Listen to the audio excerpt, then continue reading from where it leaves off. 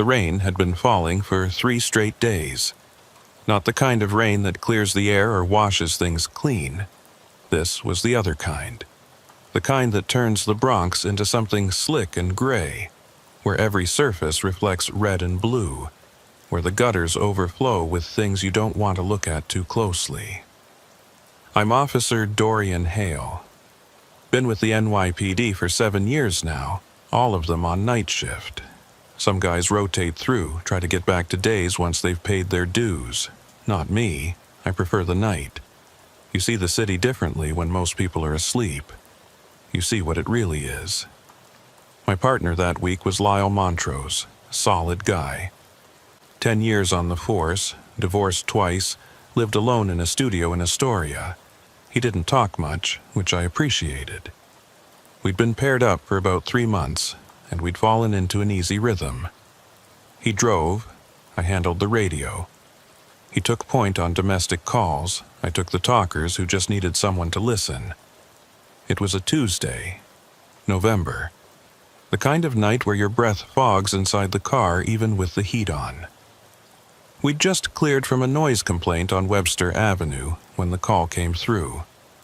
Unit 54, respond to 1847 Longwood Avenue, apartment 4C. Caller reports hearing screaming, possible domestic disturbance. I picked up the radio. Copy that, dispatch. Unit 54 responding. Lyle glanced over at me as he pulled onto the street. Longwood, that's over near the old Whitman projects, right? Think so. I pulled up the address on the MDT. The screen flickered, then loaded. Yeah, building's been flagged before. Couple drug arrests, 1 assault back in June. Great. Lyle turned on the lights but left the siren off. No point announcing ourselves if it was a real domestic. Better to get there quiet. Assess the situation. The drive took maybe 6 minutes. The streets were empty except for a few figures huddled under scaffolding, smoking, watching us pass with that careful indifference you develop when you live in neighborhoods like this. 1847. Longwood Avenue was a 6-story walk-up, red brick gone dark with grime and age.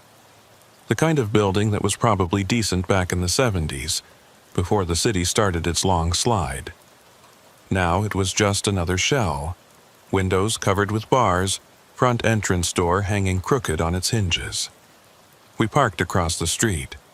The rain was lighter now, more of a mist, but it made everything shimmer under the streetlights. You see any lights on? Lyle asked.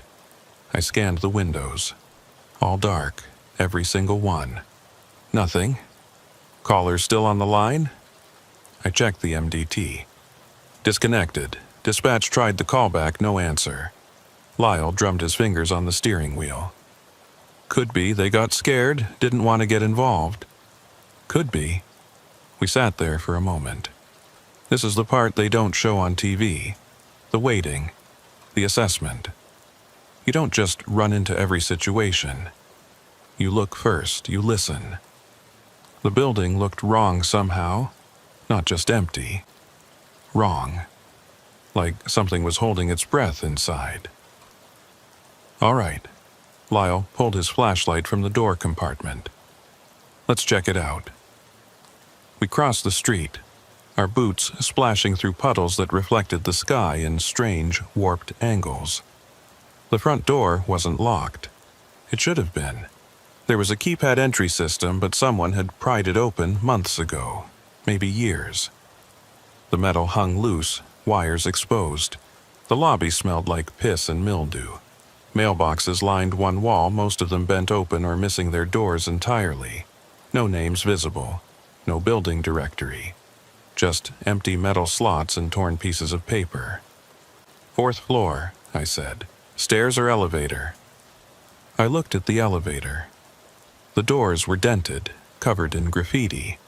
A handwritten sign taped to the wall read, "Out of order," in shaky capitals. The elevator shaft behind those doors probably hadn't worked in years. Stairs. The stairwell was worse than the lobby. Darker. The bulbs were either broken or missing, and our flashlights cut narrow paths through the shadows. Each landing had cigarette butts ground into the corners, empty bottles, sometimes a sleeping bag bundled against the wall. We went slow. You always go slow in stairwells. Too many blind corners. By the time we reached the 4th floor, my legs were burning and Lyle was breathing hard. We are cops, not athletes. The hallway stretched in both directions, identical doors every few feet. Most had numbers, some didn't.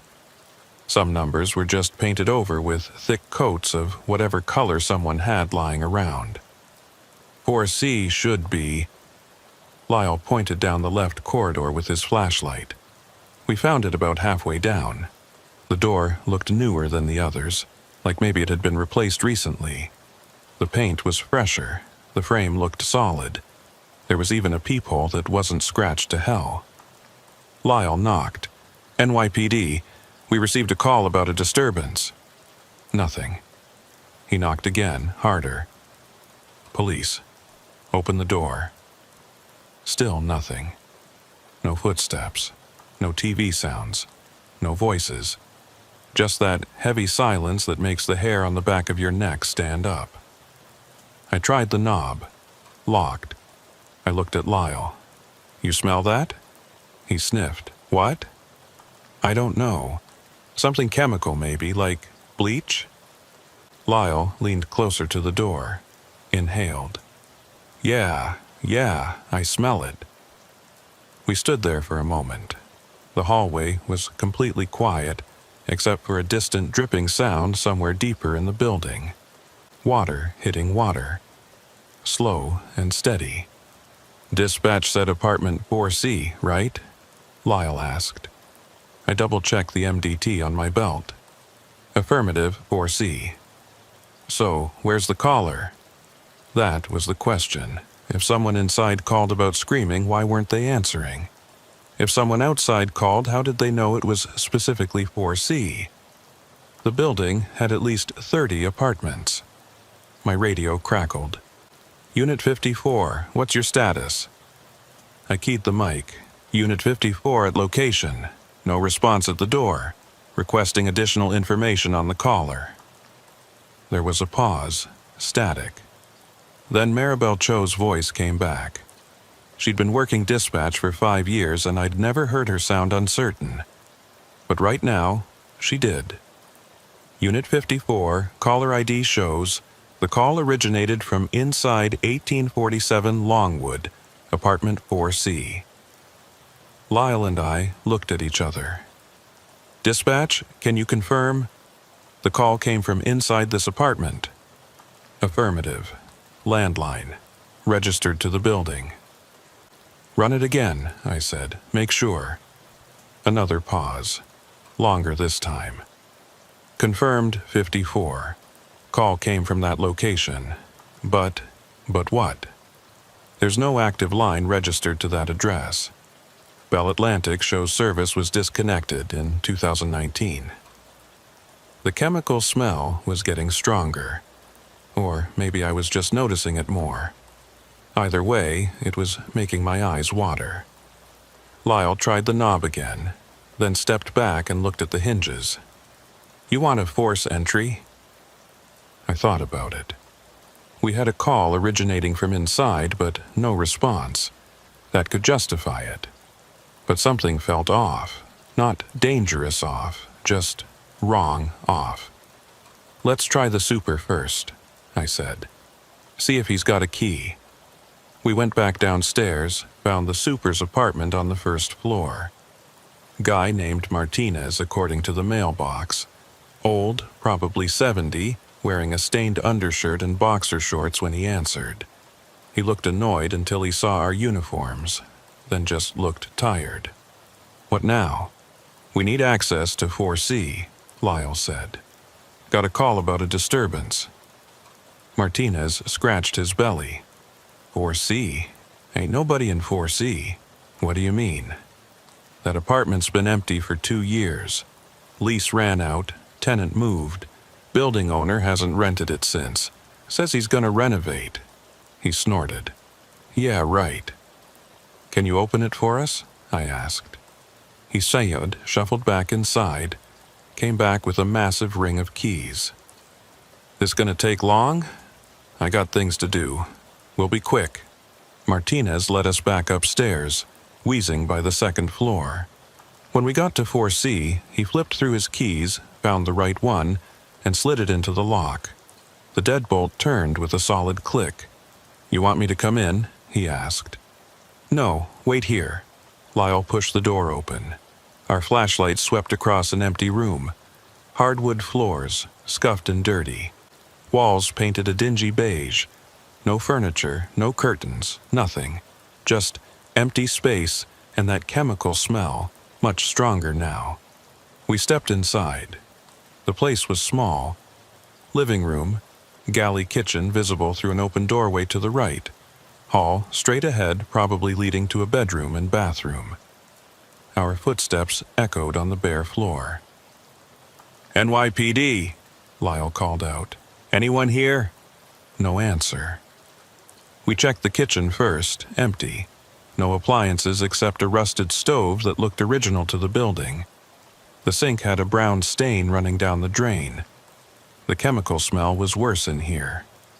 Check under the sink, I said. Lyle opened the cabinet. Inside were a few empty bottles, some rags, and a gallon jug of industrial-strength bleach, half empty. Well, that explains the smell, he said. We moved down the hall. One bedroom on the left, bathroom on the right. Both doors were open. Both rooms were empty. The bedroom had a closet, but it was just an empty rectangle with a few wire hangers on the rod. The bathroom had a toilet, a sink, and a bathtub with rust stains and peeling enamel. The grout between the tiles was black with mold. We checked every corner, every closet. Nobody was here. Nobody had been here for a long time, based on the dust.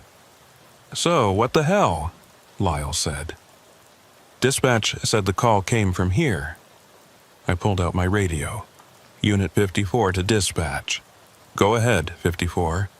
We're inside the apartment. It's empty, completely empty. No signs of occupancy. Can you pull the call recording? Stand by. We waited in the living room. The rain had started up again outside, harder now, drumming against the windows. The glass was so dirty I could barely see the streetlights through it. Maribel came back on. 54, I've got the recording, playing it now. There was a click, then a voice. Female, middle-aged maybe, calm, too calm. 911, what's your emergency? They're screaming. Apartment 4C.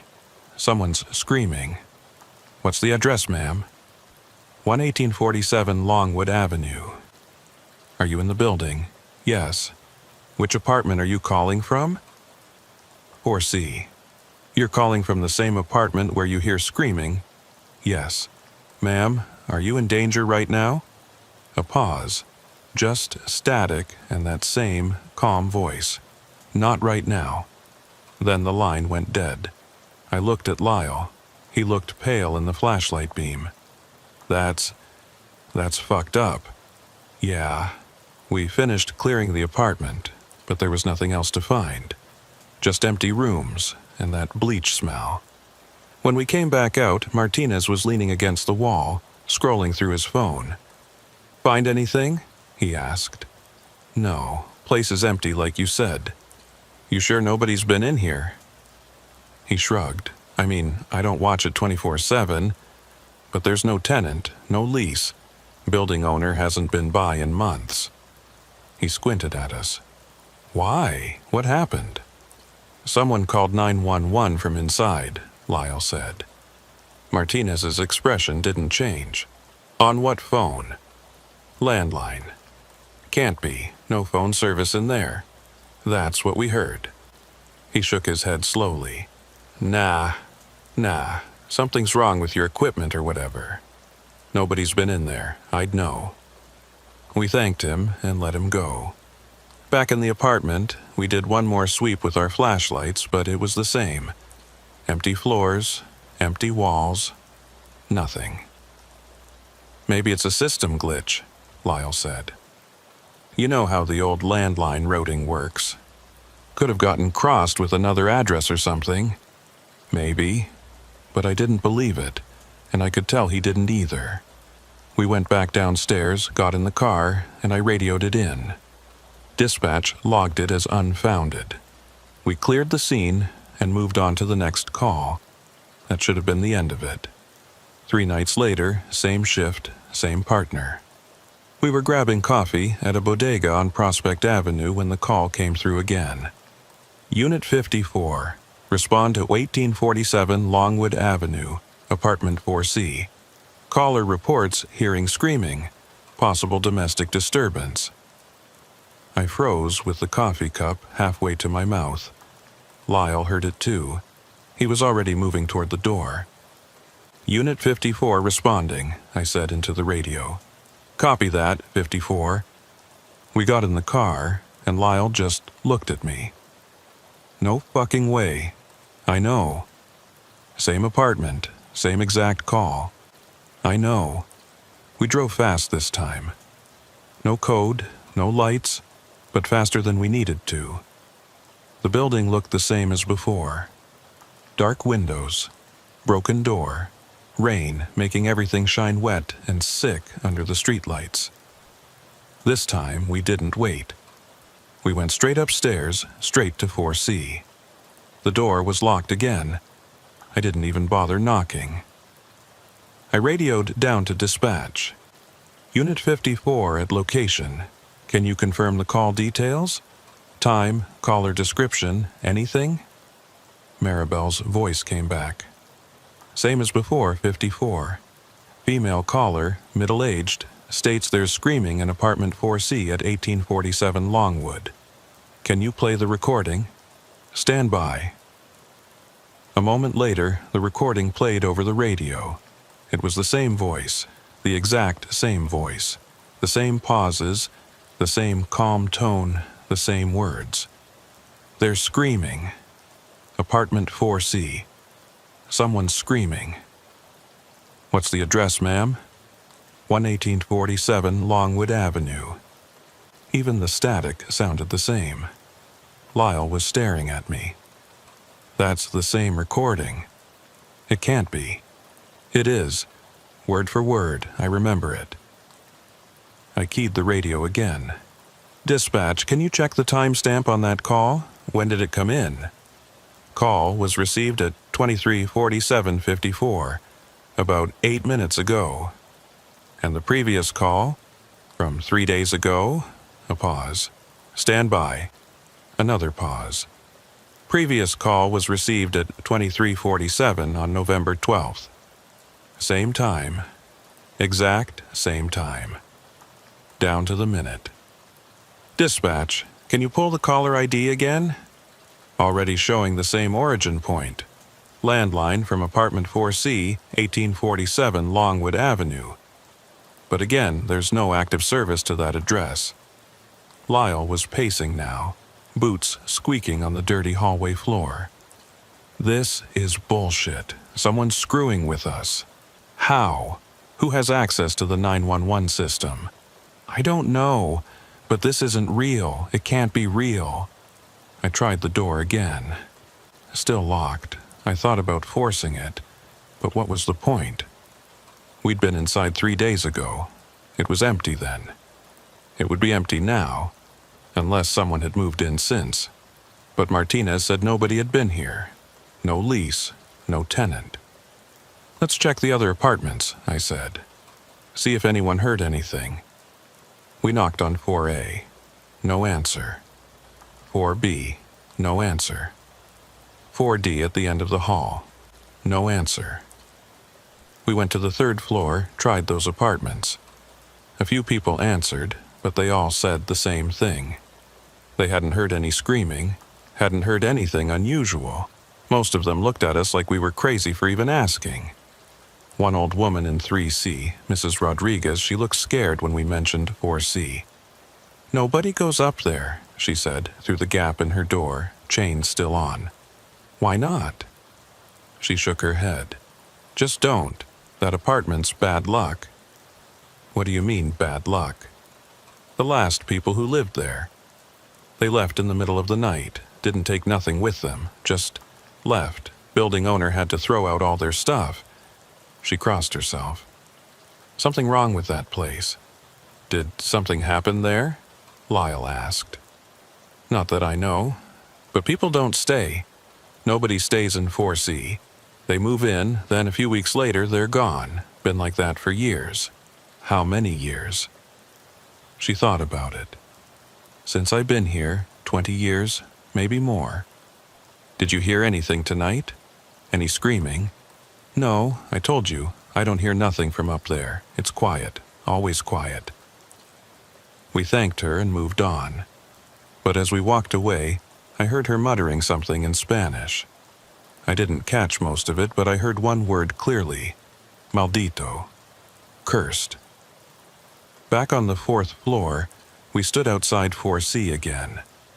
The door looked the same, the peeling paint, the scratched frame, the solid deadbolt. Nothing had changed. "You want to go back inside?"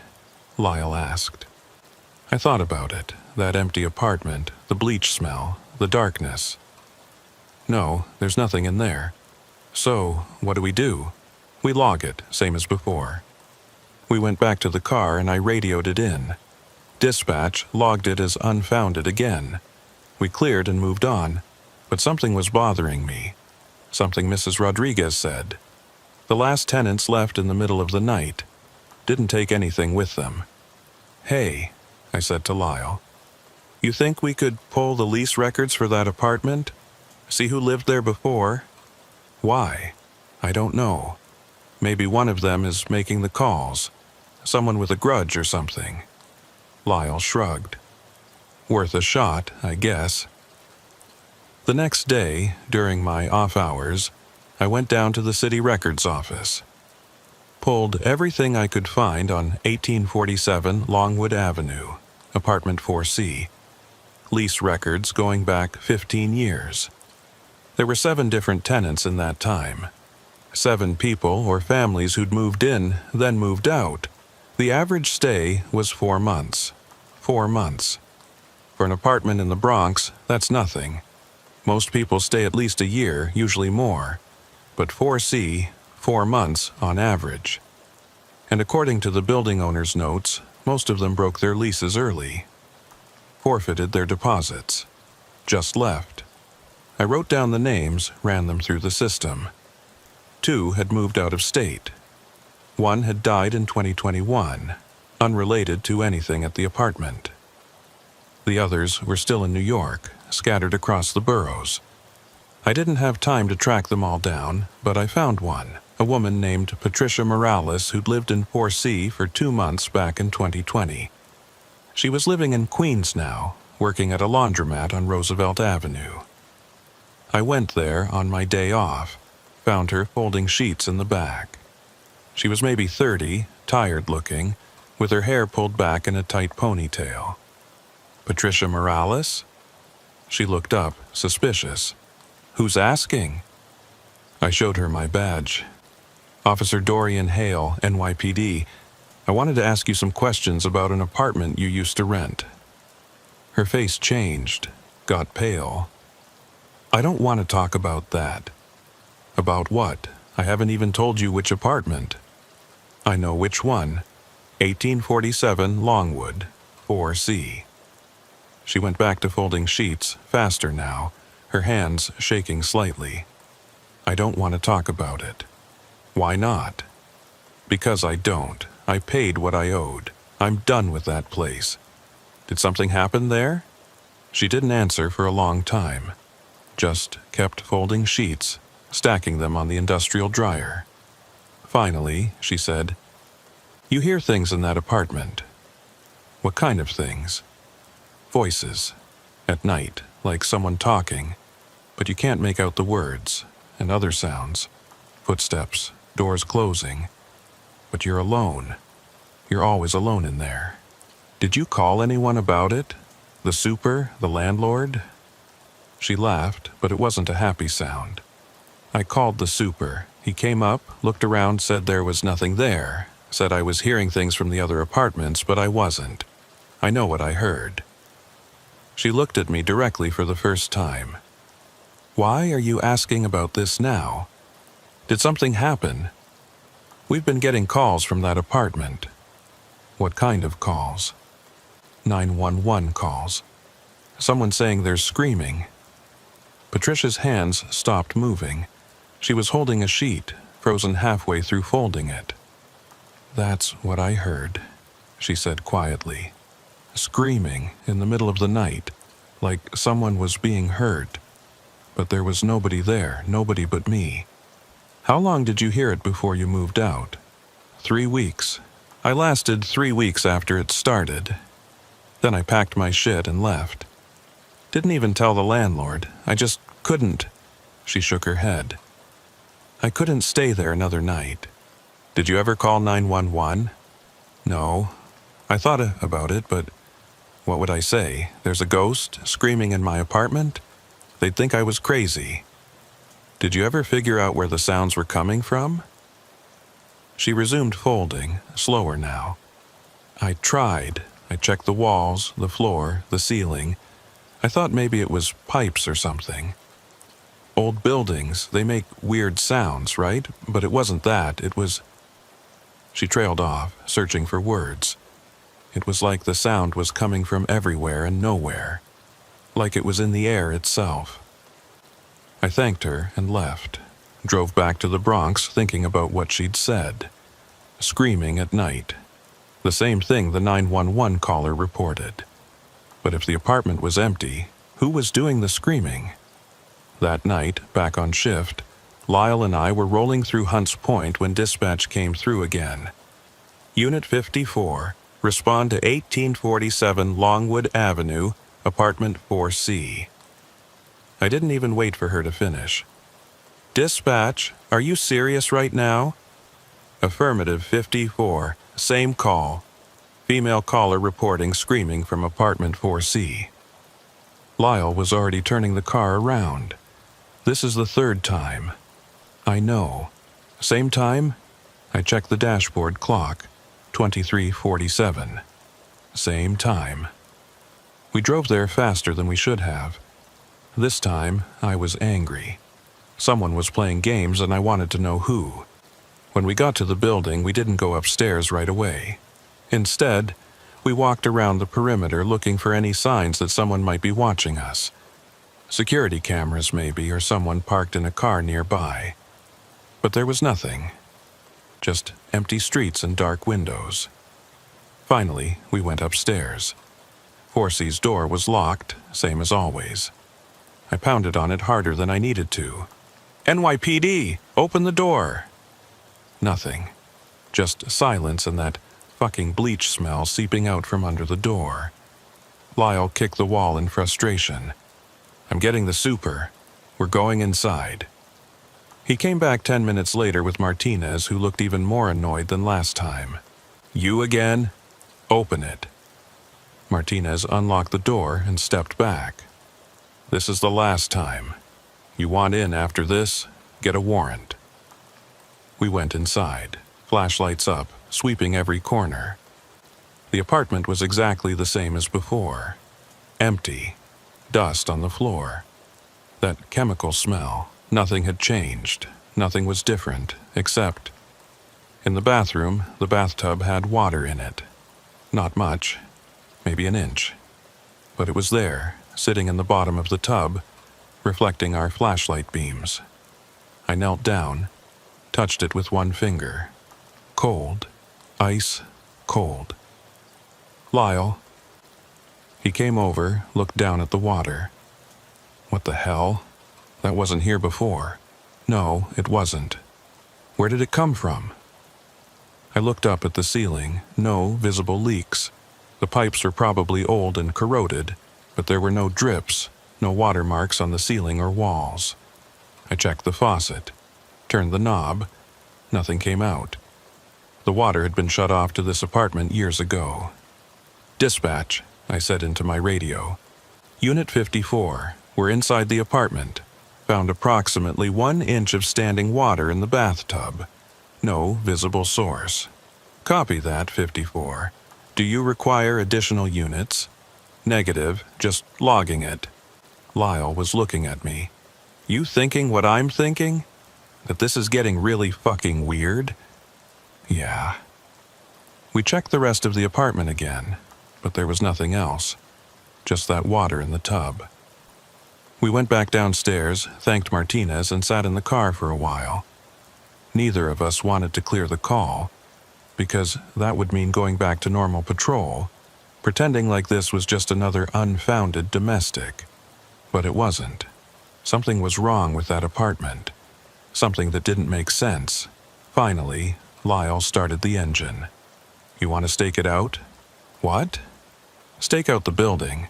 See if anyone goes up there. See who's making these calls. I thought about it. We were supposed to be on patrol, not sitting in one spot all night. But I wanted answers. Fuck it, yeah, let's do it. We parked across the street with a view of the front entrance, turned off the engine, kept the lights off. Just sat there in the dark, watching. The rain had stopped, but the streets were still wet, reflecting the yellow glow of the street lamps. Nothing happened for the first hour. A few people walked by. A car or two drove past. The building stayed dark and silent. Around 2 a.m., a homeless guy shuffled up to the entrance, tried the door, then moved on when he found it locked. At 2:30, Lyle was starting to doze off. I was fighting to keep my eyes open. This was pointless. Whoever was making the calls wasn't going to show up while we were sitting here. Then at exactly 2:47 a.m., the lights in apartment 4C turned on. I sat up straight. Lyle? What? Look, 4th floor. 3rd window from the left. He looked. The lights were on in 4C. Yellow light spilling out through the filthy windows. We could see shapes moving inside, shadows crossing the light. Someone's in there, Lyle said. We were out of the car in seconds, running across the street. Burst through the front door, took the stairs 2 at a time. By the time we reached the 4th floor, we were both breathing hard, hands on our weapons. The hallway was dark, but under the door of 4C, there was light. Bright yellow light, like every bulb in the apartment was on. I pounded on the door. NYPD, open up! The light went out. Just like that. 1 second it was there, spilling out from under the door. The next second, darkness. Lyle tried the knob, still locked. Police, we know you're in there. Open the door. No response. I radioed for backup, then we waited. It felt like forever, but it was probably only 5 minutes before 2 more units showed up. We forced the door. The frame splintered, the lock gave way, and we rushed inside. Empty. The apartment was empty. Flashlights revealed the same dust, the same bare floors, the same nothing we'd seen before. We checked every room, every closet. Nobody was there. And the lights? All the bulbs were missing from the fixtures. Had been missing. There was no way those lights had been on, but we'd seen them, both of us. And the other officers, when they arrived, they'd seen them too from the street. 4 cops standing in an empty apartment, looking at each other, trying to figure out what the hell just happened. After that night, I started having trouble sleeping. I'd close my eyes and see that light spilling out from under the door. Hear that calm voice on the 911 recording. They're screaming. Apartment 4C. Someone's screaming. I went back during the day, off duty, just to look at the building in the daylight. It looked worse somehow, more decrepit. The brick was crumbling in places, and several windows on the upper floors were broken. I tried to go inside, but Martinez caught me in the lobby. You again, man? You need to let this go. Has anyone gone into 4C? I asked. No, nobody. It's locked. And I'm the only one with a key besides the building owner, and he hasn't been here in months. Can I see it one more time? He sighed. A long, exhausted sound. Fine. But this is the last time. I mean it. We went upstairs together. In the daylight filtering through the dirty hallway windows, the building looked even more run down. The wallpaper was peeling, exposing water-stained drywall underneath. Some of the apartment doors had notices taped to them. Eviction warnings, code violations. Martinez unlocked 4C and pushed the door open. The smell hit me immediately. Bleach, but stronger than before. Much stronger. It made my eyes water. "Jesus," Martinez said, covering his nose. "What the hell?"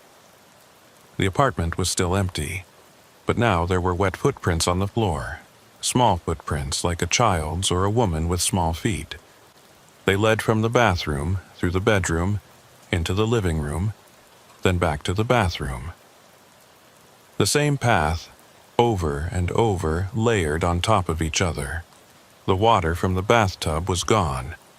The tub was bone dry, but the footprints were wet, glistening in the daylight.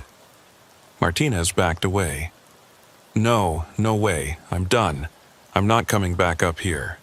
"Wait," but he was already leaving, practically running down the hall. I heard his footsteps on the stairs, getting fainter. I stood there alone in the doorway, looking at those footprints. They ended right at the threshold, right where I was standing. Like whoever made them had walked up to the door and stopped. Just stood there waiting. I should have left, should have closed the door and walked away, but instead I stepped inside. Followed the footprints with my eyes. They went into the bathroom, so I went there too. The tub was dry, but there was something in it now. A phone, an old rotary phone, the kind you haven't seen in decades. Beige plastic, coiled cord. It was sitting in the center of the tub, the cord disappearing down the drain. I stared at it for a long moment. My radio crackled, making me jump. Just dispatch, talking to another unit about a traffic accident on the Cross Bronx. Normal cop stuff. But in this apartment, in this bathroom, nothing felt normal. The phone rang. A real, old-fashioned ring, loud and jarring in the empty apartment. It rang once, twice, 3 times. I reached down and picked it up, lifted the receiver to my ear. Static, just static and a distant sound underneath it, like wind or breathing or both. Then a voice, female, middle-aged, calm. "They're screaming." I dropped the phone. It clattered into the tub, the receiver falling off and dangling by its cord. But the voice kept going, thin and distant now, coming from the receiver. Apartment 4C. Someone's screaming. I backed out of the bathroom, out of the apartment, into the hallway. Pulled the door shut behind me. My hands were shaking. My heart was pounding so hard I thought I might pass out.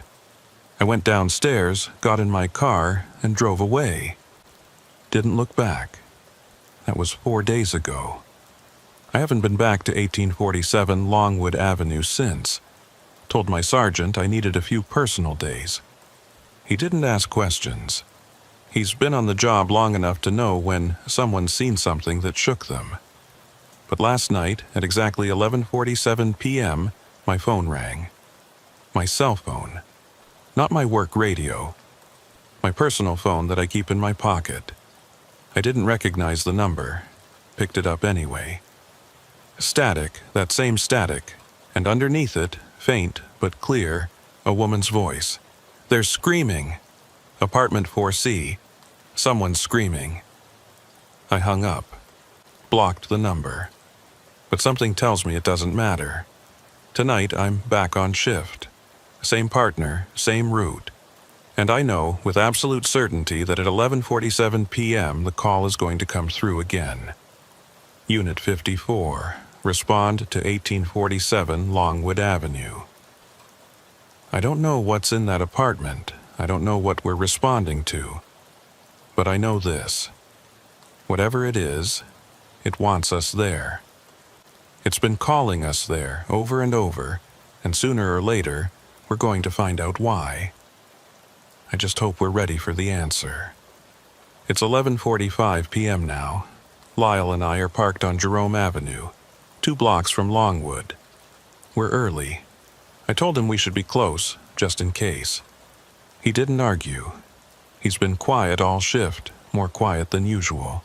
I think he knows something's coming. The radio is silent except for the usual chatter. Units clearing calls, checking in, requesting backup for minor disturbances. Normal night in the Bronx. Except it's not normal. Not for us. 11:46. I'm watching the clock on the dashboard. The red numbers seem brighter than usual, like they're counting down to something. Lyle's hands are gripping the steering wheel even though the car is in park. Maybe it won't happen tonight, he says. It will. How do you know? I just know. 11:47. The radio crackles. Unit 54, respond to 1847 Longwood Avenue, apartment 4C. Caller reports hearing screaming, possible domestic disturbance. Lyle's jaw tightens. He doesn't look at me. Just puts the car in drive and pulls onto the street. Unit 54 responding, I say into the radio. My voice sounds hollow. We don't turn on the lights this time. Don't speed. Just drive there at normal pace, like we're going to any other call. But my stomach is churning. My hands are sweating. I can feel something building, like pressure before a storm. The building looks the same. Always looks the same. Dark windows, broken door, rain just starting to fall again. We park in our usual spot across the street. You ready? Lyle asks. No, me neither. We get out of the car, cross the street. The rain is light, more mist than real drops, but it makes everything slick. My boots splash through a puddle, and I see our reflections for a second. 2 cops in dark uniforms walking toward a dark building. Then the reflection breaks apart into ripples. The lobby is empty. Darker than usual. I can't remember if any of the lights were working before, but they're definitely not now. Our flashlights cut through the blackness, illuminating the mailboxes, the broken elevator, the stairs leading up. We start climbing. I count the steps without meaning to. 18 to the first landing. 18 more to the second. The building is quiet. Completely quiet. No TV sounds, no voices, no footsteps from the apartments we pass. It's like everyone left. Like we're the only people in the entire building. 4th floor. The hallway stretches ahead of us. Dark except for our flashlight beams.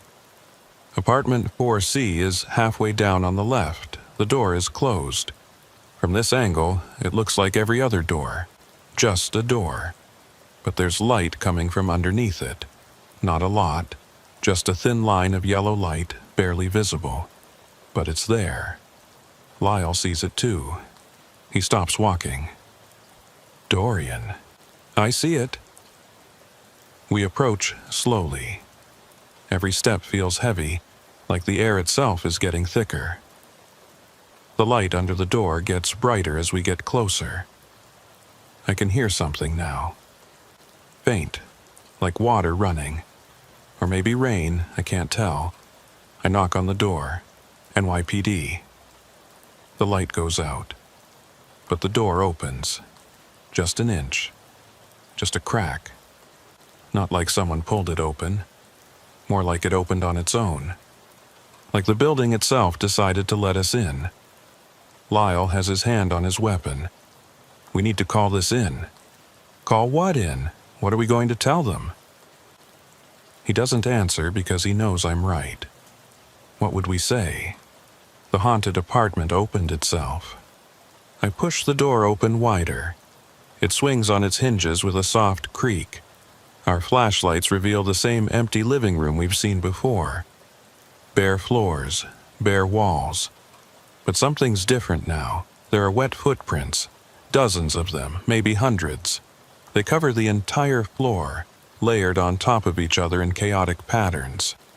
Some going to the bathroom, some to the bedroom, Some just circling in the middle of the room, round and round, like someone pacing. Jesus Christ, Lyle whispers. We step inside. The door swings shut behind us. Not slam, just closes. Soft, final. The footprints are fresh. I can see water still glistening on some of them. I kneel down, touch one with my finger. It's ice cold. When I pull my hand back, my finger is wet. I wipe it on my pants, and my hand is shaking. Bathroom? Lyle says. We follow the footprints. They lead down the hall into the bathroom. The door is open. The light is on in there. Real light, not flashlight beams, yellow and flickering, like there are candles, but I can't see any candles. The bathtub is full. Water almost to the brim. Clear water, perfectly still. Not a ripple on the surface. The phone is still there, sitting in the center of the tub, somehow floating on the water without sinking. The cord still disappears down the drain. As we watch, the phone rings. Lyle backs up. No. Fuck this. We're leaving. But I can't move. I'm staring at that phone, watching it ring. Once, twice, 3 times. Pick it up, someone says.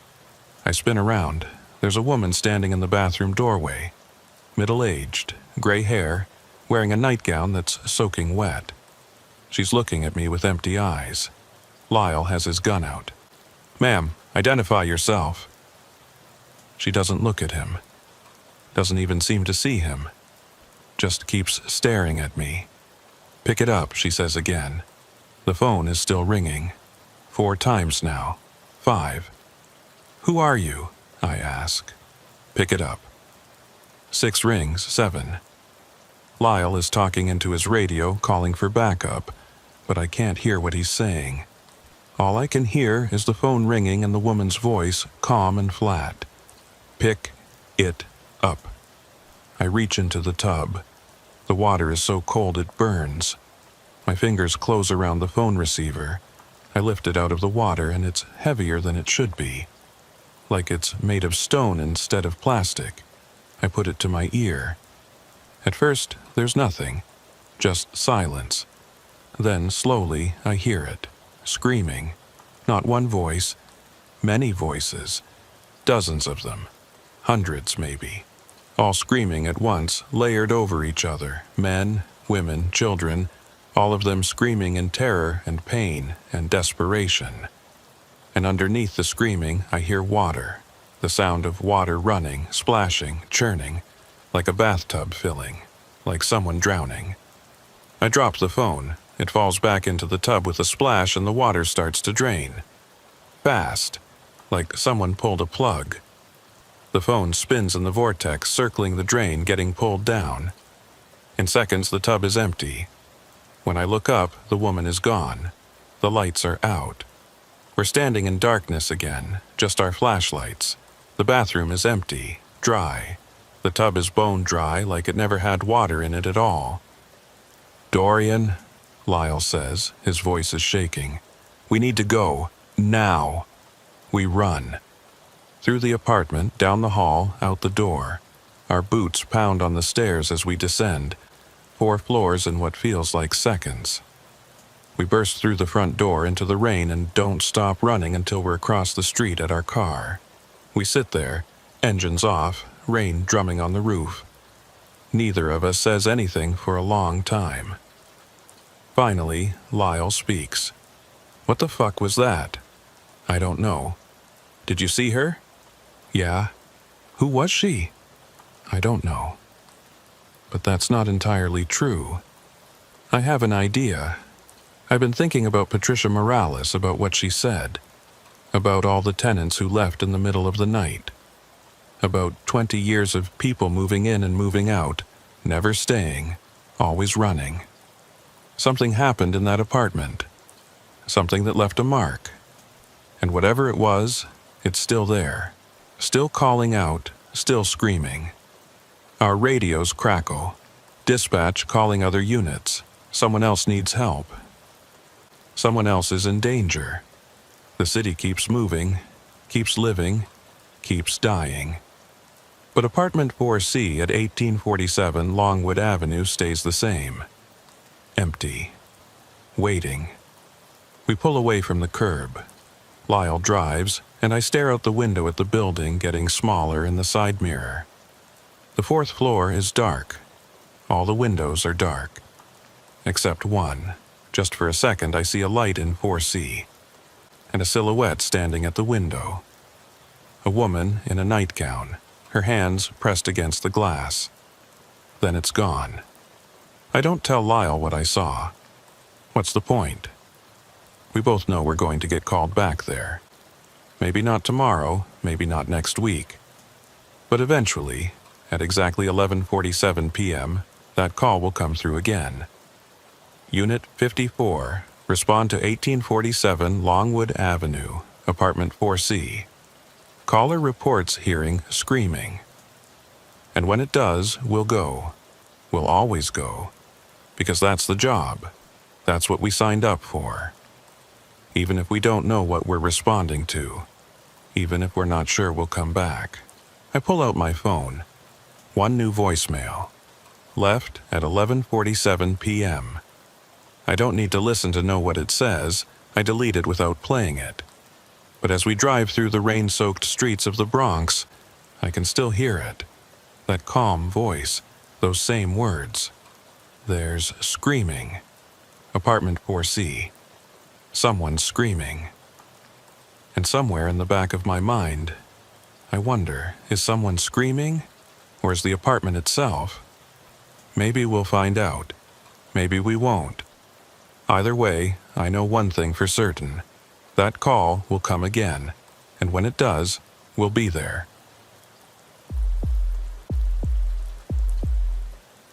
There's a park in Woodhaven that nobody talks about. Not the locals, not the city, not even the homeless who sleep everywhere else. It's called Juniper Playground, though the sign fell down years ago and nobody bothered putting it back up. The place has been closed since 2018, chained and padlocked, with yellow caution tape that's faded to white in the sun. I'm Officer Nolan Creed. 12 years with NYPD, the last 6 in Queens. I've worked every neighborhood from Astoria to Far Rockaway, seen enough weird shit to fill a book. But nothing prepared me for Juniper Playground. My partner for this story is Tessa Rourke. She's a rookie, just finished her probationary period, still has that shine in her eyes like she's going to change the world. I was assigned to show her the ropes, teach her how things really work out here. By the end of this, I think I taught her more than either of us wanted to know. It started on a Thursday in October, the kind of fall night where the air is crisp and the leaves are just starting to turn. We were on a quiet stretch of patrol, driving through Woodhaven around 3 a.m. when dispatch called us. Unit 23, we have a complaint about noise disturbance at Juniper Playground, intersection of 88th Street and Forest Parkway. Caller reports sounds of children playing. Can you investigate? Tessa looked at me. Kids playing at 3 a.m.? Probably teenagers messing around, I said. Or somebody's TV is too loud. Copy that, dispatch. Unit 23 responding. Juniper Playground sits on a corner lot, surrounded by a chain-link fence that's maybe 8 feet tall. The fence is topped with razor wire that was installed when they closed the place. The gate is secured with a heavy chain and industrial padlock. Beyond the fence, you can see the playground equipment. Swings, a slide, a jungle gym, all painted in primary colors that have faded to pastels over the years. We pulled up to the curb and killed the lights. The street was empty. No cars, no pedestrians, nothing. The houses nearby were all dark, windows like dead eyes looking down at us. Looks quiet, Tessa said. I listened, she was right. No sounds of kids playing. No sounds at all except the distant hum of traffic on the parkway and the rustle of leaves in the wind. Let's take a look around. We got out of the car, and that's when I noticed the temperature. It was at least 10 degrees colder near the playground than it had been 2 blocks away. I could see my breath fogging in front of me. Tessa noticed it too, pulling her jacket tighter. Why is it so cold here? I don't know. Weird pocket of air, maybe. We walked along the fence line, our flashlights sweeping across the playground. Everything looked normal. The swings hung motionless. The slide gleamed dully in the flashlight beam. The jungle gym cast long shadows across the wood-chip ground. Then Tessa stopped. "Nolan, look at that." She was pointing at the ground near the fence. In the dirt and scattered leaves, there were footprints. Small footprints, like a child's. They led from the sidewalk to the fence, then stopped. They didn't go around the fence or turn back. They just stopped, like whoever made them walked straight through the chain link. "Kids probably squeezed through somewhere," I said, but I didn't believe it even as I said it. The fence was solid, no gaps, no holes, and those footprints were fresh, disturbing the leaves that had fallen just that evening.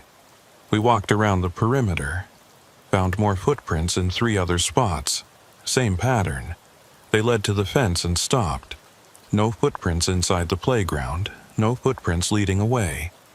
"This doesn't make sense," Tessa said. "No, it doesn't." We checked the gate. The chain was secure, the padlock undamaged. Nobody had cut their way in. The razor wire on top of the fence was intact, no signs that anyone had climbed over. "Maybe the caller was wrong about the location," Tessa suggested. "Maybe it was a different playground. Maybe." But I was looking at those swings again. They were moving now, just slightly, back and forth like someone had just gotten off. But there was no wind. The air was completely still. "Tessa, yeah? Tell me you see that." She followed my gaze, watched the swings moving. Her hand moved to her weapon automatically. "What's making them move? I don't know." We stood there for maybe 2 minutes, watching the swings gradually slow and stop. The cold was getting worse. I could feel it seeping through my jacket, into my bones. My teeth wanted to chatter. "Let's check with the houses," I said. "See if anyone saw anything." We knocked on 3 different doors. Nobody answered. At the 4th house, a light came on upstairs, and eventually an old man opened the door. He was maybe 70, wearing pajamas and a bathrobe, looking annoyed at being woken up. "Mr. Pardon?" I read the name from the mailbox. "Sorry to bother you. We're responding to a noise complaint about the playground. Did you hear anything tonight?" His expression changed. The annoyance faded, replaced by something else. Fear, maybe, or resignation. "I didn't call you," he said. "Someone did. Said they heard children playing." "At this hour?" "Yes, sir." He looked past us at the playground, visible through the gap between houses. "I don't look at that place anymore, haven't for years." "Why not?" "Because nothing good comes from looking." "Mr. Pardon, have you noticed anything unusual about the playground?" He laughed, but it wasn't a happy sound. "Unusual? That whole place is unusual. Has been since they closed it." "What do you mean?" He glanced back into his house like he was making sure nobody was listening. Then he stepped out onto the porch, pulling the door mostly closed behind him. His voice dropped to almost a whisper. "It was a little girl back in 2017. She was on the swings, middle of the day, mother sitting right there on the bench. Girl fell off, hit her head on the ground, fractured her skull. She was in the hospital for 3 days before she died." "I'm sorry to hear that." After that, the city closed the playground. Said they needed to do a safety review, but they never reopened it. Just locked it up and left it. And ever since then, he trailed off, shaking his head. "Ever since then, what?" "Strange things. sounds at night. Children laughing, crying, the swings moving when there's no wind, and the footprints. You see them? We saw them. They show up every night, around 3 a.m., same time every night. Same little footprints. They're there in the morning, then gone by afternoon. Been happening for years. Has anyone investigated? Police came by a few times, first couple years after it closed, but they never found anything. Eventually, they stopped coming. Now, we just don't look at it anymore. Do you know who made the 911 call tonight? He shook his head. I told you it wasn't me. I don't call about the playground. What's the point? Nothing you can do about it. We thanked him and went back to the car. I radioed dispatch. Unit 23, we've checked the location. No signs of disturbance. Playground is secure, possibly an unfounded call. Copy that, 23. Show you clear. We were about to leave when Tessa pointed at the playground. Nolan, the footprints are gone. I looked. She was right. The dirt near the fence was smooth again, leaves undisturbed. The footprints we'd seen just 15 minutes ago had vanished. That's not possible. I know. We both saw them. I know. We sat there for a moment, looking at that empty playground. The swings were still now. Everything was still. But I had the distinct feeling we were being watched. Like there was something in there behind the jungle gym or under the slide, looking out at us. Let's get out of here, I said. Tessa didn't argue. 3 nights later, same shift, we were driving through Ridgewood when the call came through. Unit 23, noise complaint at Juniper Playground. Caller reports sounds of children playing. Multiple callers this time. I looked at Tessa. She looked pale in the dashboard lights. Multiple callers? She asked dispatch. Affirmative. We've received 3 separate calls in the last 10 minutes, all reporting the same thing.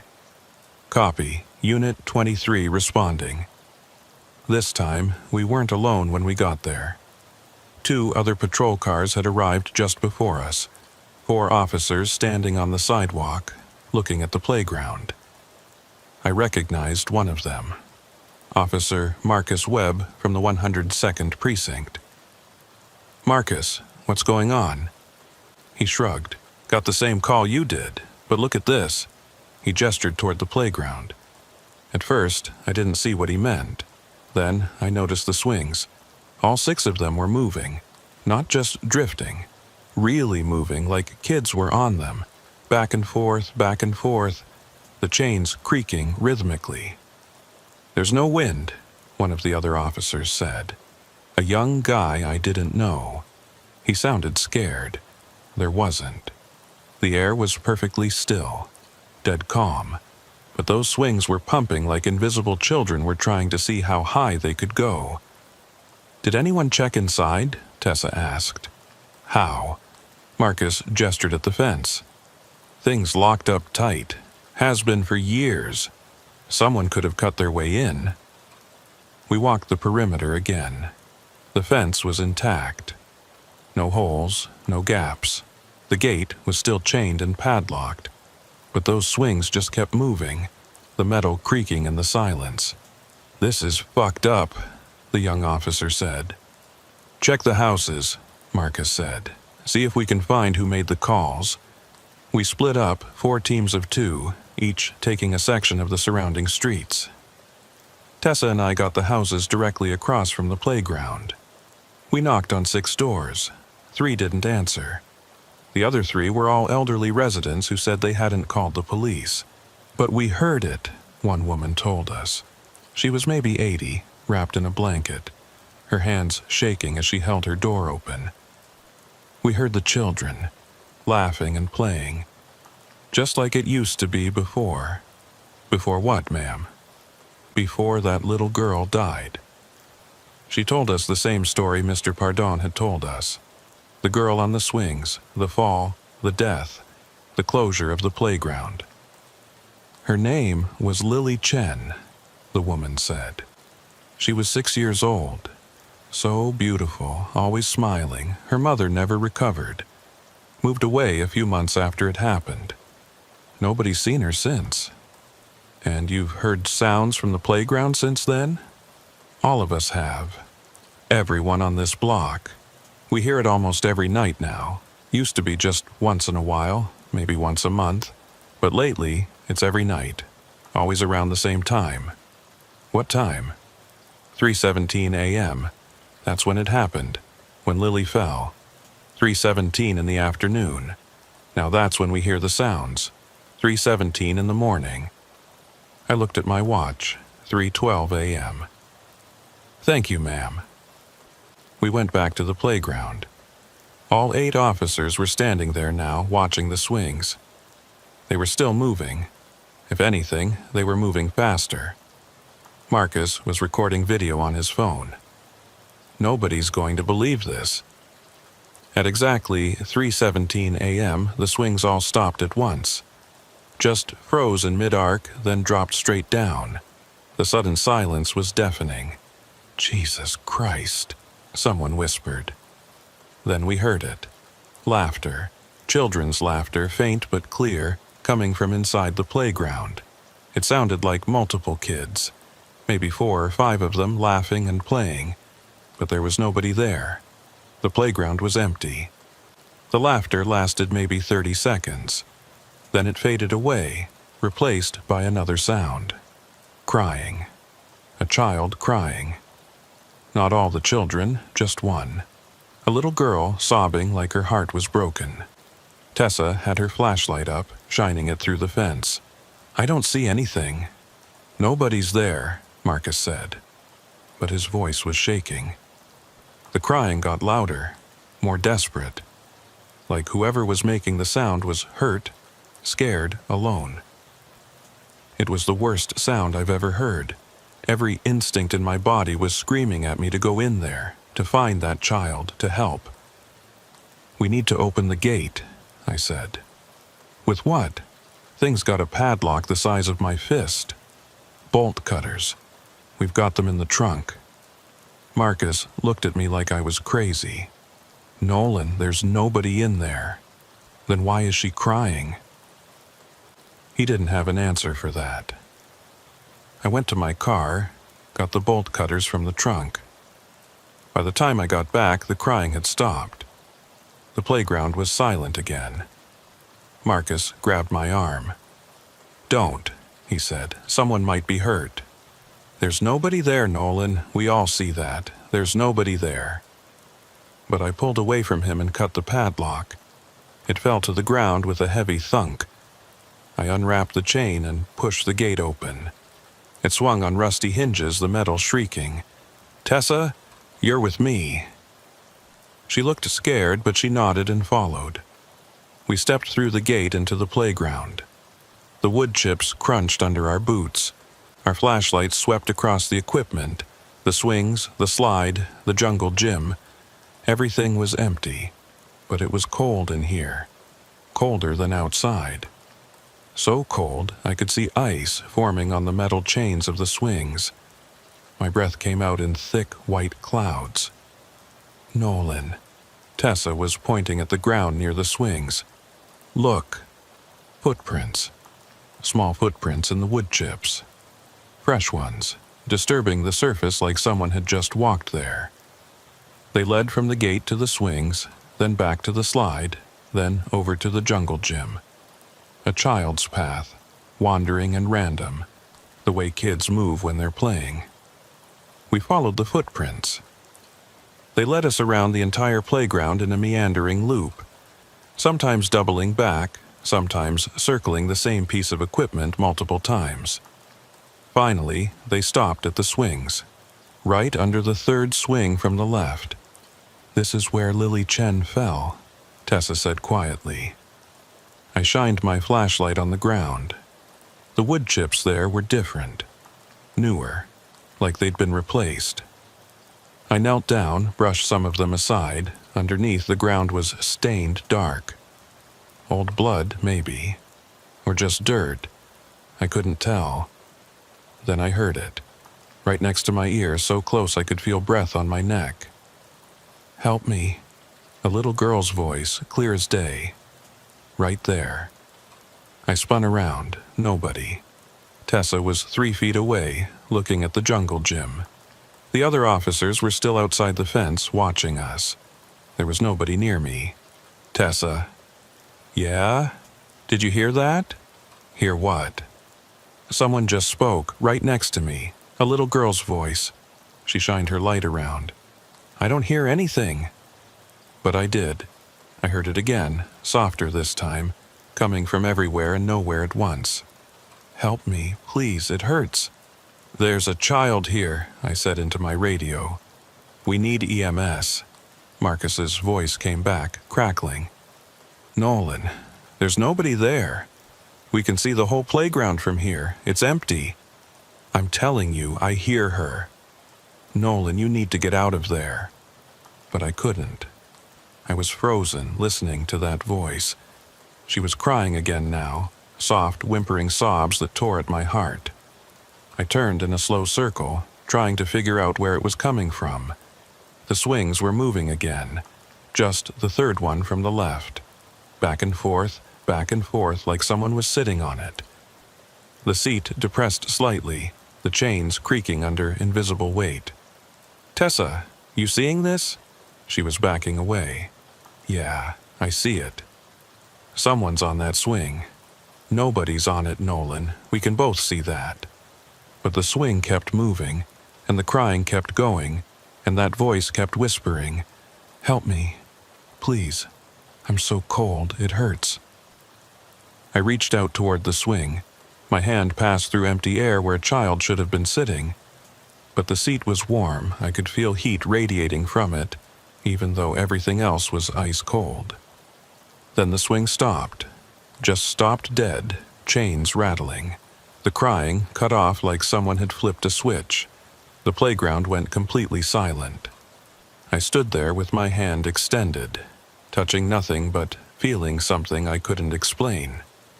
Warmth where there should have been cold. Presence where there was absence. "Nolan," Tessa's voice was tight. "We need to go." "Yeah." We backed out of the playground, through the gate, onto the sidewalk. I was shaking. Not from the cold, though I was freezing. From something else. Fear, maybe. Or the horrible certainty that we'd just encountered something that shouldn't exist. Marcus was staring at us. "You okay?" "No," I said honestly. "No, I'm not okay." "What happened in there?" I tried to explain, the voice, the footprints, the warm swing seat. But even as I said it out loud, I knew how it sounded. Crazy. Like I'd lost my mind. "I heard it too," Tessa said quietly. At the end, when we were leaving, I heard a little girl say, "Don't go."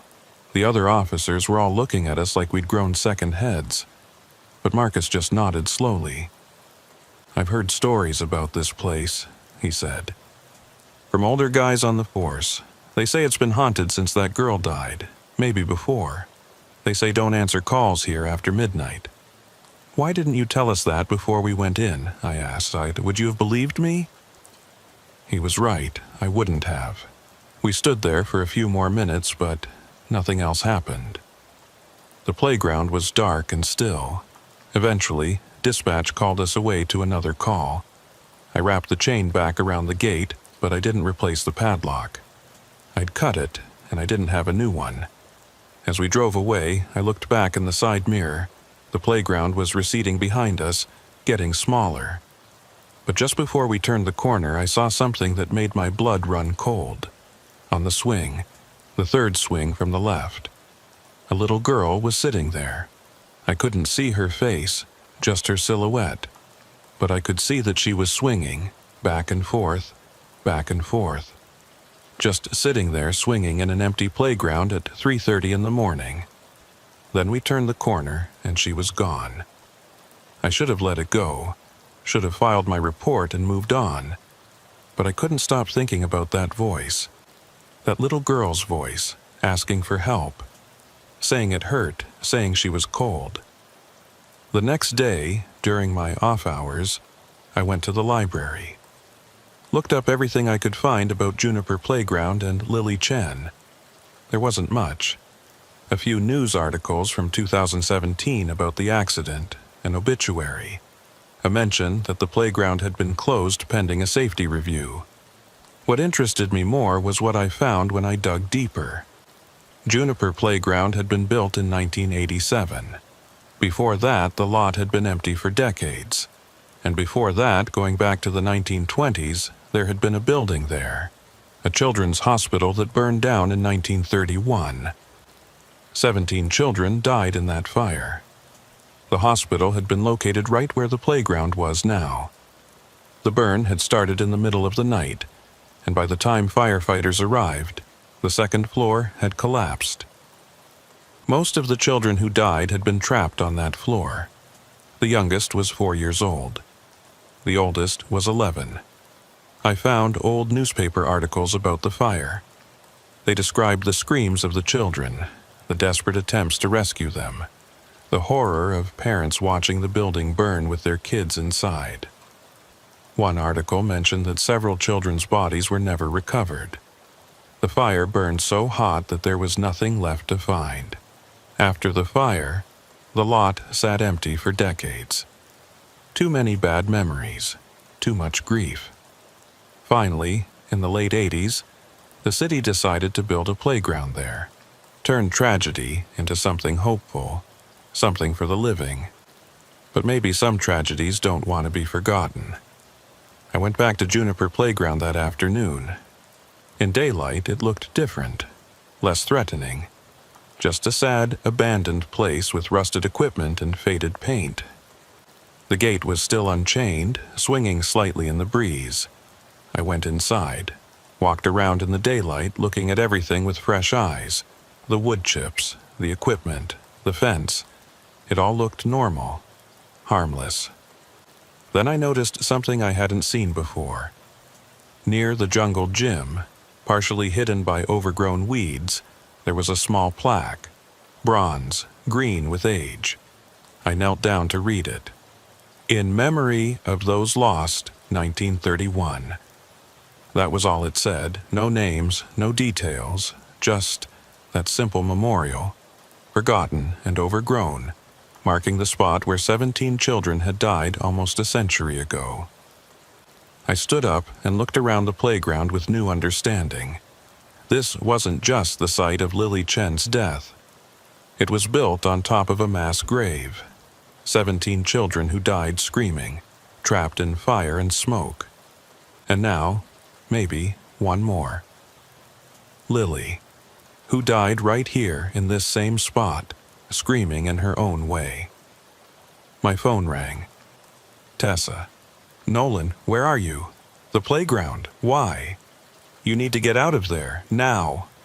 What's wrong? I've been doing research.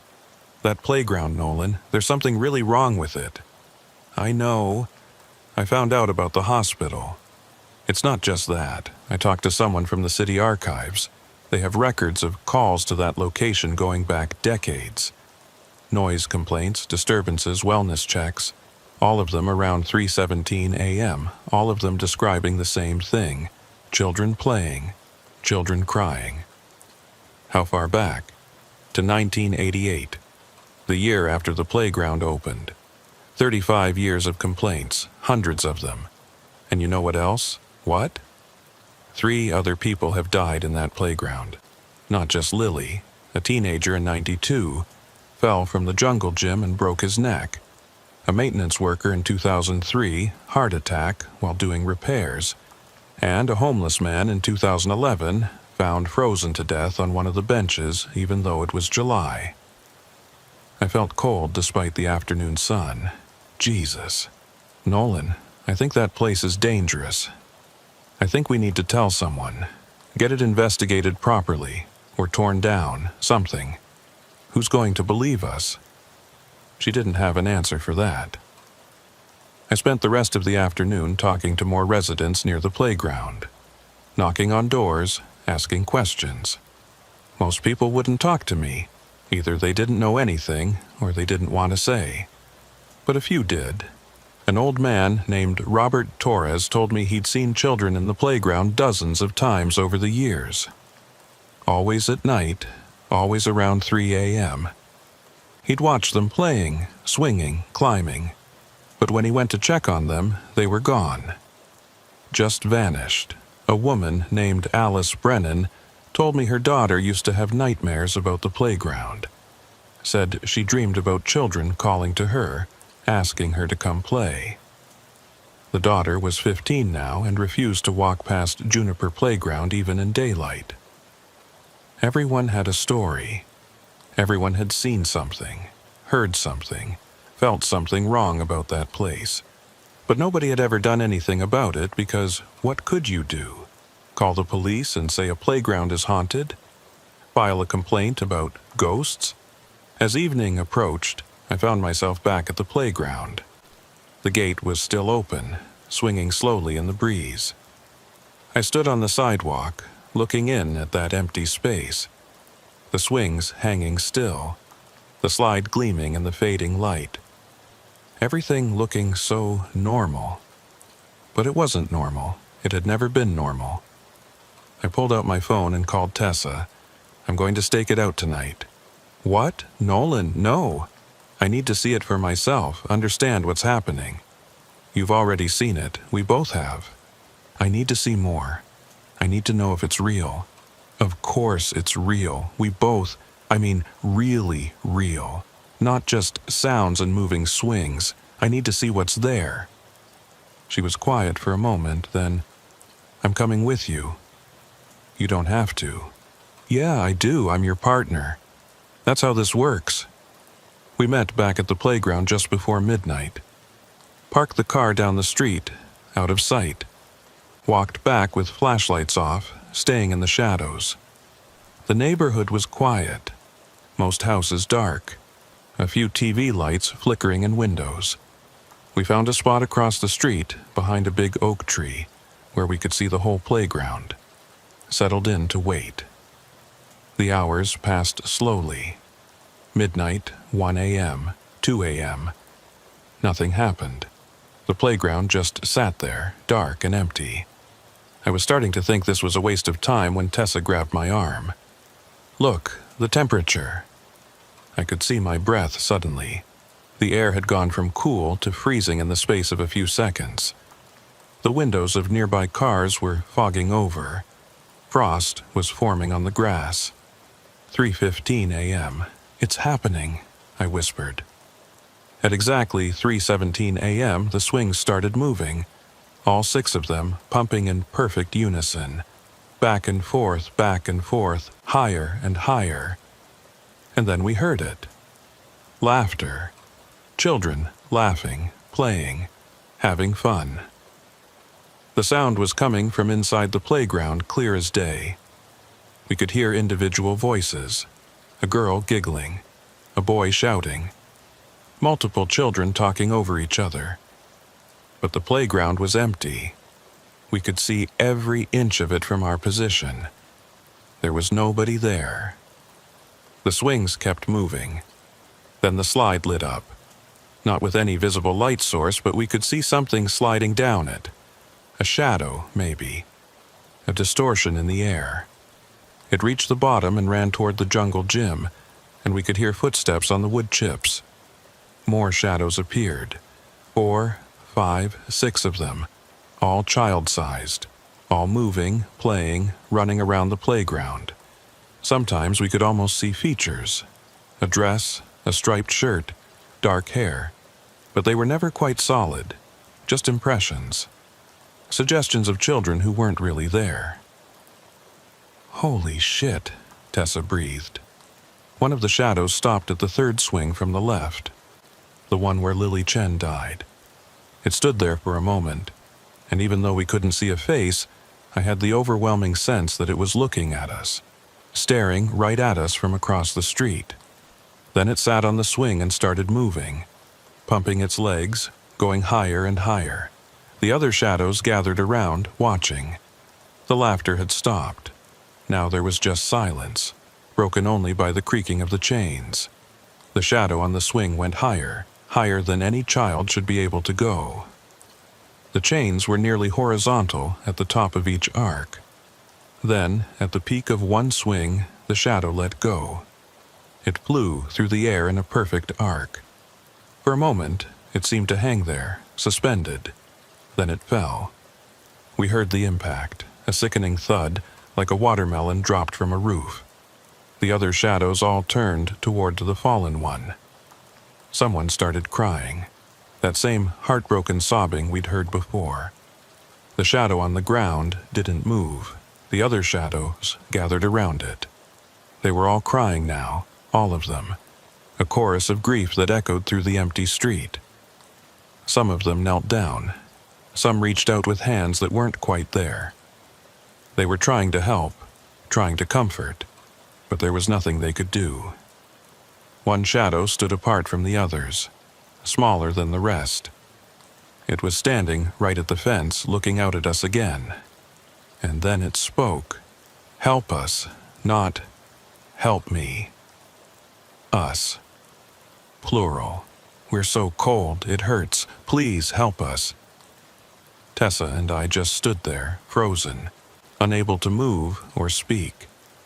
We were watching something impossible, something that shouldn't exist. But it was real. It was happening right in front of us. The shadows began to fade as we watched, growing dimmer, less distinct. Within a minute, they were gone completely. The playground was empty again. The swings hung motionless. The crying had stopped.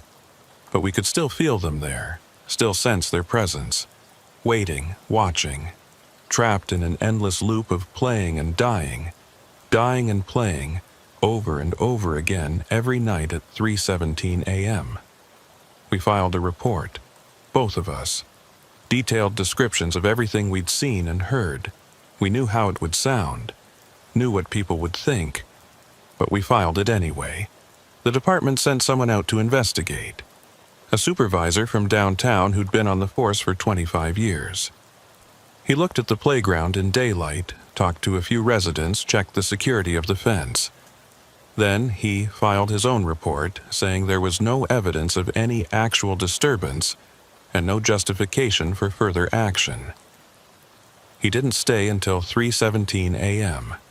The city installed a new padlock on the gate, reinforced the fence in a few places, put up a new sign, "No trespassing. Violators will be prosecuted." Like that would keep out whatever was in there. The calls kept coming. Every few nights, someone would report sounds from the playground. Children playing, children crying. Dispatch would send units out, and they'd find nothing. Eventually, most officers stopped responding. They'd log the call as unfounded without even going to the location. But Tessa and I, we kept going. Every time the call came in, we responded. We never went inside the fence again, but we watched from the street. And every time at 3:17 a.m. we saw the same thing. The shadows, the swings, the fall, the crying. We weren't the only ones. Other officers started seeing it too.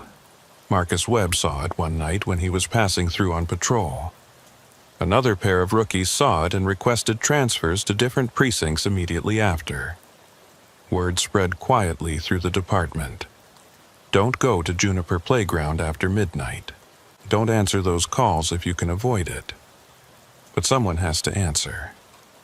I started researching more, digging deeper into the history of the site. I found records of the Children's Hospital, lists of patients, and staff records.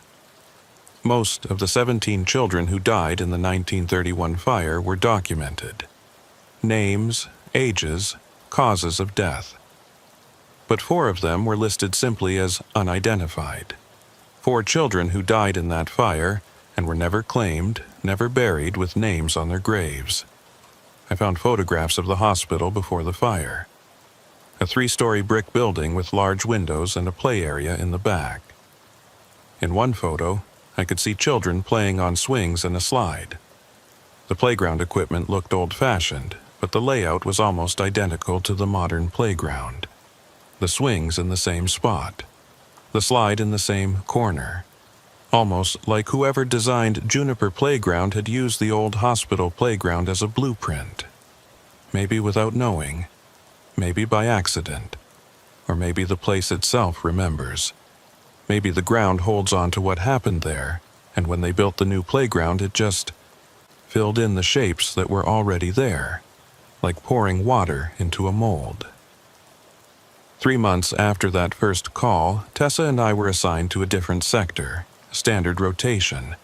We were supposed to be done with Juniper Playground, but on our last night in that patrol zone, the call came through one more time. Unit 23, noise complaint at Juniper Playground. Tessa looked at me. You want to take it? Yeah, one last time. We drove there in silence, pulled up to our usual spot across the street. It was 3:10 a.m., 7 minutes early. The playground looked the same as always, dark, empty, waiting. We got out of the car and walked to the fence. The new padlock was still in place. The no trespassing sign fluttered slightly in the cold breeze. What do you think they want? Tessa asked. Those kids, why are they still here? I don't know. Maybe they don't know they're dead. Maybe they're trapped somehow. Maybe they're just... I trailed off, not sure how to finish. Maybe they're trying to warn us, Tessa said. About the place. About what it does. Warn us about what? She gestured at the playground. This place takes children. It's been taking them for almost 100 years. The fire, Lily, maybe others we don't know about. And it's still hungry. I'd thought about that too. The pattern of deaths. The way they seemed to cluster around this one spot. Like the place itself was cursed. Or alive. Or both. 3:17 a.m. The swing started moving right on schedule. The temperature dropped. We heard the laughter, saw the shadows appear. The same scene we'd witnessed before playing out again like a recording. But this time, something was different. One of the shadows broke away from the group, came toward the fence, toward us. We could see it more clearly than before. A little girl in a dress, dark hair. Maybe 6 or 7 years old. She stopped right at the fence, her face almost visible through the chain link. Lily? I said. She nodded, or I thought she did. The movement was so slight I might have imagined it. What do you need? I asked. How can we help? She raised her hand, pointing. Not at us, past us, across the street, at a house with dark windows and an overgrown yard. What's there? Tessa asked. The shadow girl opened her mouth. We couldn't hear words, but I could read her lips. He's there. He's always been there. Who? But she was fading already, pulled back by whatever force kept them all trapped in that playground. She looked at me one more time, and I saw something in her shadow face that broke my heart. Fear. Terrible, unending fear. Then she was gone. All the shadows were gone. The playground was empty and silent again. Tessa and I looked at the house the girl had pointed to. It was directly across from the playground with a clear view of the swings and slide. The windows were dark, but I could feel something watching from inside. Something aware of us standing there. We should check it out, I said. Now? Now. We crossed the street. The house was old, probably built in the 40s. 2 stories, peeling paint, sagging porch. The mailbox said T. Morrison. No lights were on anywhere. I knocked on the door. No answer. Knocked again. Harder. Still nothing. Tessa tried looking through the front window, but curtains blocked the view. Think anyone's home? Only one way to find out. I knocked a 3rd time, loud enough to wake anyone inside. NYPD. We need to speak with you. Finally, a light came on upstairs. Footsteps on stairs. The door opened a crack, and a man looked out. Old, maybe 75. thin face, white hair, watery blue eyes. He looked annoyed. "What do you want? It's the middle of the night." "Mr. Morrison, we're investigating a disturbance. Do you mind if we ask you a few questions?" "About what?" "The playground across the street." His expression changed, got guarded. "What about it? Have you noticed anything unusual there, especially late at night?" "No." "You're sure? No sounds, no activity?" I said no. "Now, if you don't mind, I was sleeping." He started to close the door, but I put my hand up. "Mr. Morrison, how long have you lived here?" "Why does that matter?" "Just wondering." He stared at me. 53 years. "I've lived in this house for 53 years. Anything else?" 53 years. That meant he'd been here when they built the playground. Been here when Lily Chen died. Been here for all of it. "That's a long time," I said. "You must have seen a lot of changes in the neighborhood." "Some. Must have been hard, watching that little girl die in the playground." "I don't know what you're talking about." "Lily Chen, 2017, fell from the swings right across the street from your house. You must have seen it happen." "I wasn't home." "Really? Middle of the afternoon, beautiful day, and you weren't home?" "That's what I said." Tessa had been quiet, but now she spoke up. "Mr. Morrison, do you have children?" His face went pale. "No." "You're sure?" I said no. "It's just that we found some old property records. This house used to be owned by Thomas and Margaret Morrison. They had a son, Thomas Jr. He'd be about your age now." "I don't have to answer your questions. Not without a warrant." He tried to close the door, but I kept my hand up. "We're not accusing you of anything, sir. We're just trying to understand what happened at that playground." "Nothing happened. Leave me alone." "Then why do the children point at your house?" Tessa asked. "Why do they keep looking over here?" His face went from pale to gray. "I don't know what you mean." "Yes, you do." He was shaking now, his hands trembling as they gripped the door. "You need to leave. Now." "Did you see the fire?" I asked. "The hospital fire in 1931? You would have been young, but maybe you remember. Get off my property." "Did you see the children burning? Did you hear them screaming? Get out!" He slammed the door. We heard locks clicking, a chain sliding into place. Then silence. Tessa and I stood on the porch, looking at each other. "He knows something," she said. "Yeah, he does." We went back to the car. I put in a request for all property records and background checks on Thomas Morrison, both senior and junior. It would take a few days to come through, but I had a feeling we'd find something interesting. As we sat there, I looked back at the playground one more time. The swings hung motionless. Everything was dark and still, but I knew they were still there. The shadow children, Lily, the others, all of them trapped in that place, replaying their deaths night after night.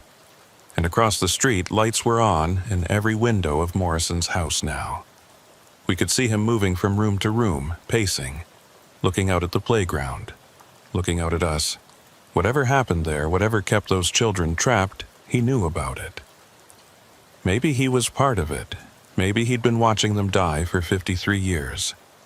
The sun was starting to come up. Our shift was over. We had to clear and head back to the station. "We'll figure this out," Tessa said. "We'll find out what's going on." "Yeah?" But I wasn't sure. I wasn't sure anyone could figure out Juniper Playground. Some places, some things, they're beyond understanding, beyond fixing. All you can do is mark them and stay away, or keep answering the calls, keep watching, keep bearing witness to something that shouldn't be possible but is. That's what we do. That's the job, even when the job takes you places you never wanted to go. Even when you can't look away from what you've seen. even when you know, deep down, that some questions don't have answers. Just ghosts. And playgrounds. And children who died screaming so long ago that nobody remembers their names. But they remember. They'll always remember. And at 3:17 a.m. every night, they'll keep playing, swinging, falling. Waiting for someone to understand. Waiting for someone to help. Waiting forever in that cold, dark playground where children go but never leave. I don't patrol that sector anymore. Got reassigned, like I said. But sometimes, on nights when I can't sleep, I drive by Juniper Playground. Park across the street. Watch. The calls still come in. The shadows still appear. The crying still echoes through the empty streets. And every time, at exactly 3:17 a.m., one of those shadows points at Morrison's house. Whatever's in there, whatever he knows, it's connected to all of this. I'm sure of it. But some investigations, they never close. Some mysteries, they never get solved. You just learn to live with them. Learn to hear those voices in your sleep, asking for help you can't give. Learn to see those shadows in your peripheral vision, watching you from empty playgrounds. Learn to check the time at night and feel your heart race when it says 3:17. That's the real horror, not the ghosts, not the shadows, not the impossible things you witness. It's knowing they're still out there, still trapped, still suffering, and there's nothing you can do about it. Nothing at all. The New York subway system has 472 stations. That's the official number anyway. What they don't tell you is that there are dozens more that don't show up on any map. Abandoned platforms, closed tunnels, stations that were built and then forgotten. The city keeps growing over itself, layer upon layer, like scar tissue. I'm Detective Arlen Price. I've been with Transit Bureau for 9 years now, moved up from patrol 5 years ago. Most people think transit cops just chase fare beaters and break up fights on platforms. They're not wrong, but that's not all we do. We're responsible for everything that happens in the 300 and something miles of subway tunnels under this city. And sometimes, what happens down there doesn't make it into any official reports. My partner for this investigation was Gideon Lutz. Transit officer for 12 years, knows the system better than anyone I've ever met. He can tell you the history of every abandoned station, every sealed tunnel, every ghost platform. He's the guy you call when you need to go somewhere that's not on the map. It started 2 weeks before I got involved. A patrol officer named Kovac had responded to a call about someone on the tracks at the old Worth Street station. Worth Street was closed in 1962, part of a renovation project that never quite happened the way it was supposed to. The platforms are still there, sealed off behind walls and locked gates, but sometimes people find their way in. Urban explorers, homeless people looking for shelter, kids who think they're being edgy. Kovac went down there with his partner and found nothing. No one on the tracks, no signs of entry through the barriers. He logged it as unfounded and moved on. 3 days later, the same call came in. Different officer, same result. Nobody there. Then it happened 5 more times in 8 days. Always the same station. Always the same vague report of someone on the tracks.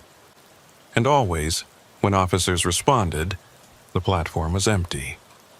That's when they called me. Brass wanted to know if it was a prank, a system glitch, or if someone was actually getting in and out without leaving traces. I was supposed to figure out which one and make it stop.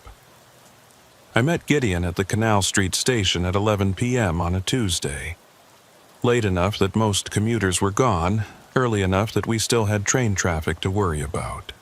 He was waiting for me on the platform, looking bored. "Price, heard you pulled Worth Street." "Lucky me." "Yeah, that place is fun. Real architectural gem." I'd learned early on that Gideon's idea of fun was pretty different from most people's. He'd grown up in the system, father and grandfather both transit workers, and he knew all the history, all the urban legends, all the dark corners nobody talked about. We took the 6 train down to Brooklyn Bridge, then walked through a maintenance corridor that required 3 different keys to access. The corridor was narrow and poorly lit, with exposed pipes running along the ceiling and water dripping from somewhere I couldn't identify. Our footsteps echoed in a way that made it sound like someone was following us. "How many times have you been to Worth Street?" I asked. 6, maybe 7 times. Usually escorting transit crews doing inspections. Nobody's supposed to be down here otherwise. But people get in. Oh yeah, there's always a way. Lock a door, people find the window. Seal the window, they find a vent. You can't really secure these old stations, not completely. They were built with too many access points, and half of them aren't even on the blueprints anymore. We reached a steel door marked with faded yellow paint. Authorized personnel only. Gideon unlocked it with one of his keys, and we stepped through into the station. Worth Street platform stretched out in both directions, disappearing into darkness at both ends. The walls were covered in old tile, most of it cracked or missing. Ancient advertisements were still visible in some places. Faded ghost images selling products that didn't exist anymore. The platform edge was marked with the same yellow safety strip every platform has, but this one was covered in decades of grime. Across the tracks, the opposite platform was just as empty, just as dark. The tunnel curved away in both directions, and I could hear the distant rumble of trains passing through adjacent tunnels. But here, nothing. Just silence and stale air and the feeling that we were somewhere we shouldn't be. "So, what's the deal with this place?" I asked. Gideon pulled out his flashlight and swept it across the platform. Worth Street was built in 1904, part of the original IRT line. It ran until 1962, then they closed it when they expanded the Brooklyn Bridge station. Supposed to be temporary while they did renovations, but temporary has a way of becoming permanent down here. Station's been sealed for 60 years. Has there been trouble here before? Not really. We get the occasional urban explorer, but they usually stick to the more famous abandoned stations. City Hall, 8th Street. Those are the ones people want to see. Worth Street doesn't have the same appeal. It's just forgotten. We walked the length of the platform, checking for any signs of entry or habitation. No trash, no sleeping bags, no graffiti. The dust on the ground was undisturbed except for our footprints. If someone had been here recently, they'd left no traces. "You want to check the tracks?" Gideon asked. "Might as well." We climbed down to track level. Have to be careful here. Even though the station's closed, the tracks are still live. Trains pass through without stopping, and if you're not paying attention, you might not hear one coming until it's too late. We walked along the track bed, our flashlights cutting through the darkness. The tunnel walls were covered in grime and water stains. Rats scurried away from our lights. The third rail hummed with electricity beside us, and I was very careful to keep my distance from it. About 50 feet into the tunnel, Gideon stopped. "You hear that?" I listened. At first, I didn't hear anything except the ambient noise of the subway system. Then I caught it. A sound like static, like a radio tuned between stations. "Where's it coming from?" "Can't tell. Sound does weird things down here. Bounces around, gets amplified, comes from directions that don't make sense." We kept walking, following the sound. It got louder as we went deeper into the tunnel. Not just static anymore. There were patterns in it. Rhythms. Almost like someone was trying to say something, but the signal was too degraded to make out words. Then my radio crackled. Not a voice, not a transmission. Just that same static sound coming through my radio. Gideon's radio did the same thing. We looked at each other. "That's not supposed to happen," he said. "Our radios don't pick up interference like that, not unless—" The static cut off. Both radios went silent at exactly the same time, and in that silence we heard something else. Footsteps, coming from deeper in the tunnel, getting closer. I put my hand on my weapon.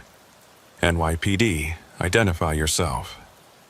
The footsteps stopped.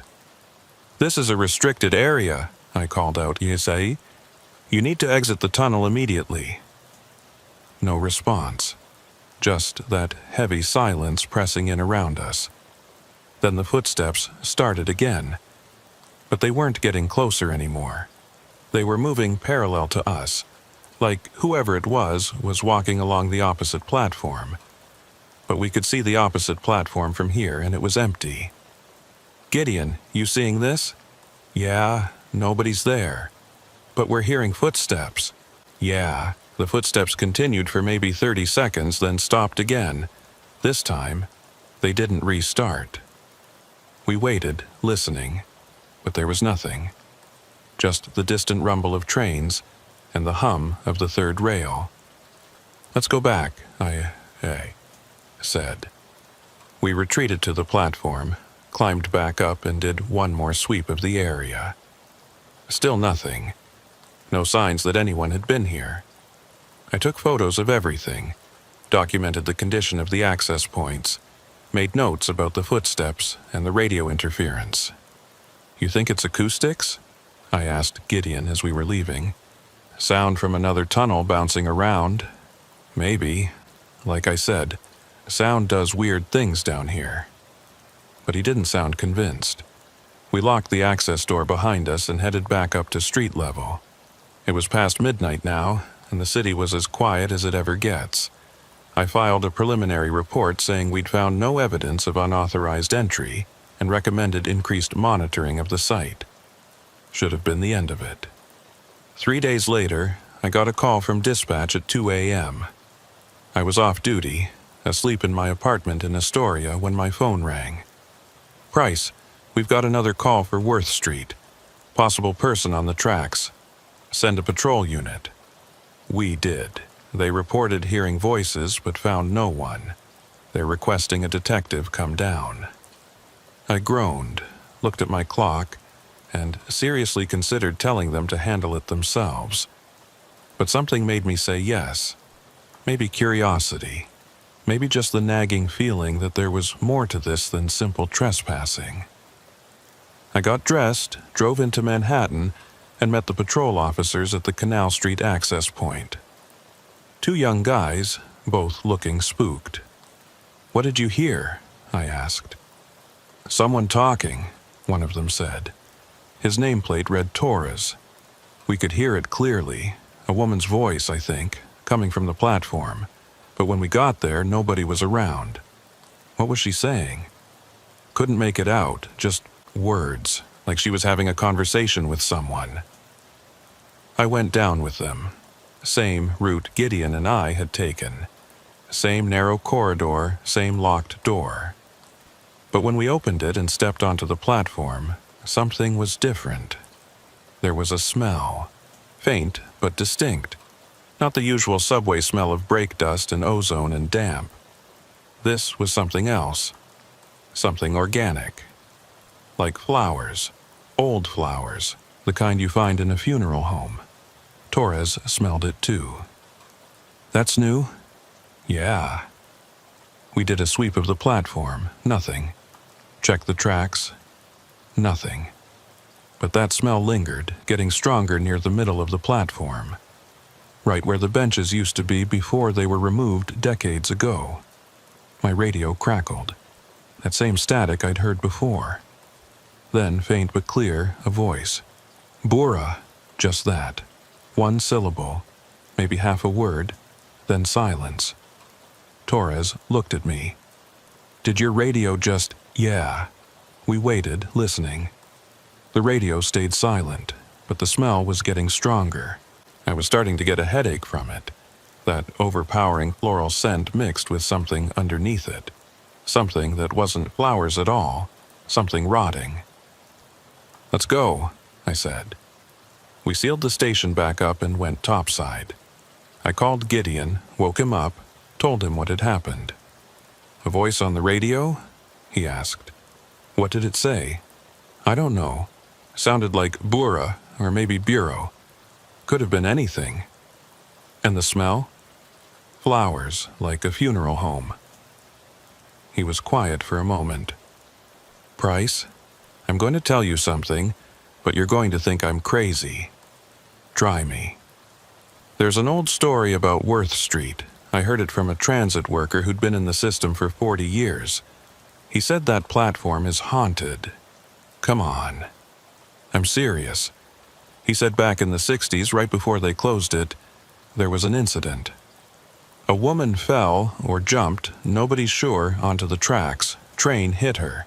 They found pieces of her scattered along 200 feet of tunnel, but they never found all of her. Some parts were never recovered. That's a nice story, but after that, people reported seeing her or hearing her. Station workers, maintenance crews, anyone who went down there after hours.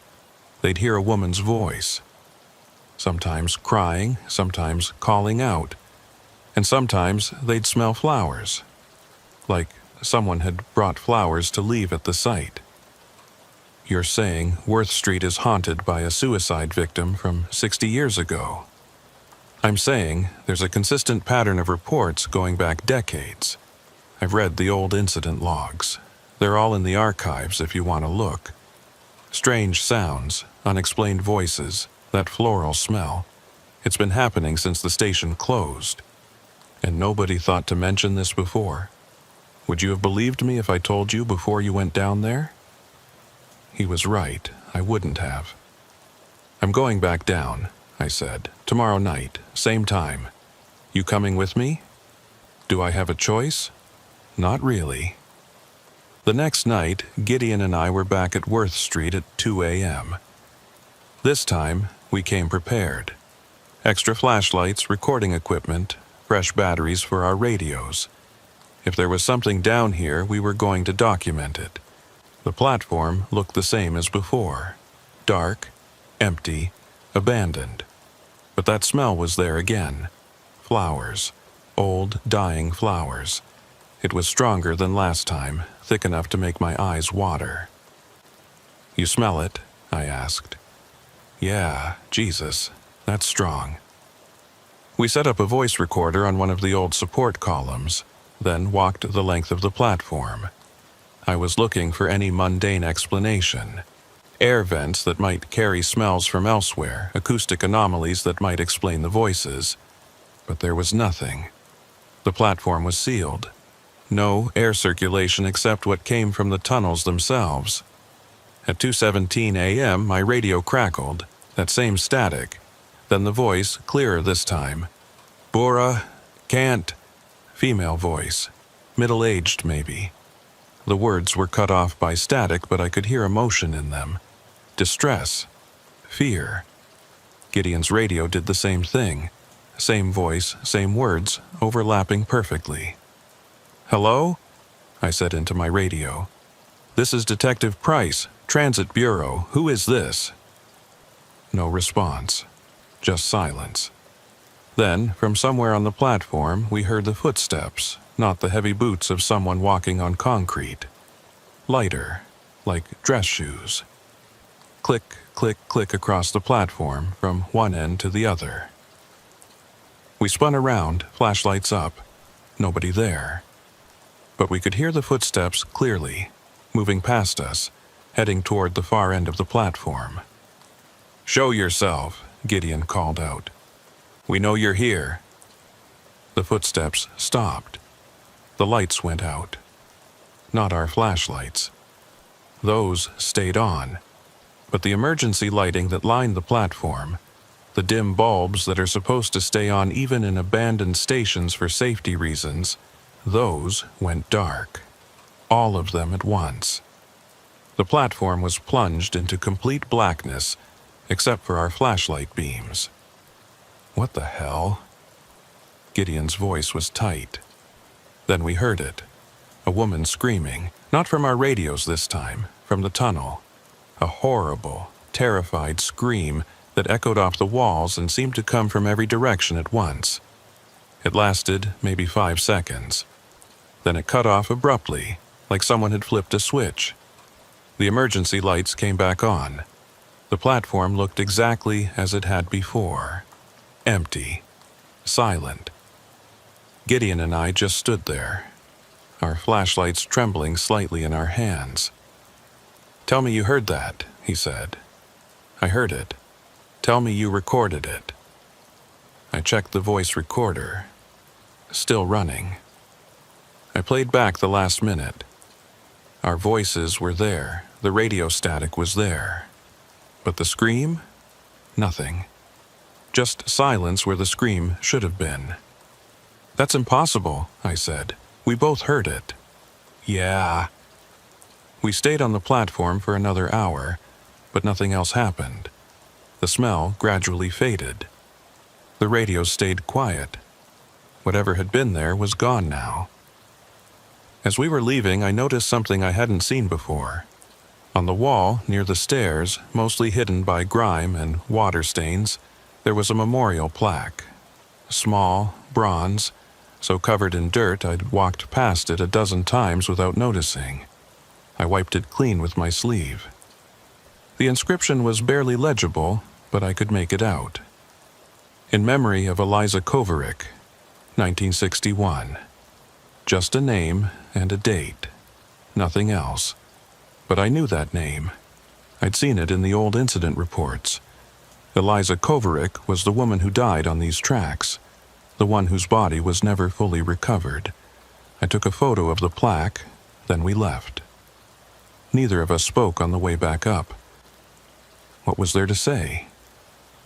I spent the next 2 days in the archives, pulling every report I could find related to Worth Street. Gideon had been right. There were dozens of incident reports going back to 1962. Strange sounds, unexplained voices, equipment malfunctions, and in nearly every case, someone mentioned that floral smell. The reports about Eliza Kovaric's death were fragmentary.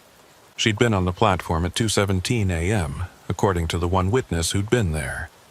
A transit worker doing a late-night inspection. He said she'd been standing at the edge of the platform, looking down at the tracks. He'd called out to her, asked if she was okay.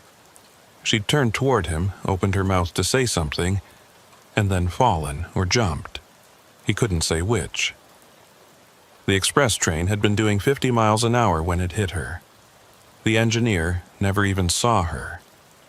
By the time they stopped the train, she was already dead. The cleanup took 6 hours, and even then, the report noted that several body parts remain unrecovered in the tunnel. After that, the station was closed.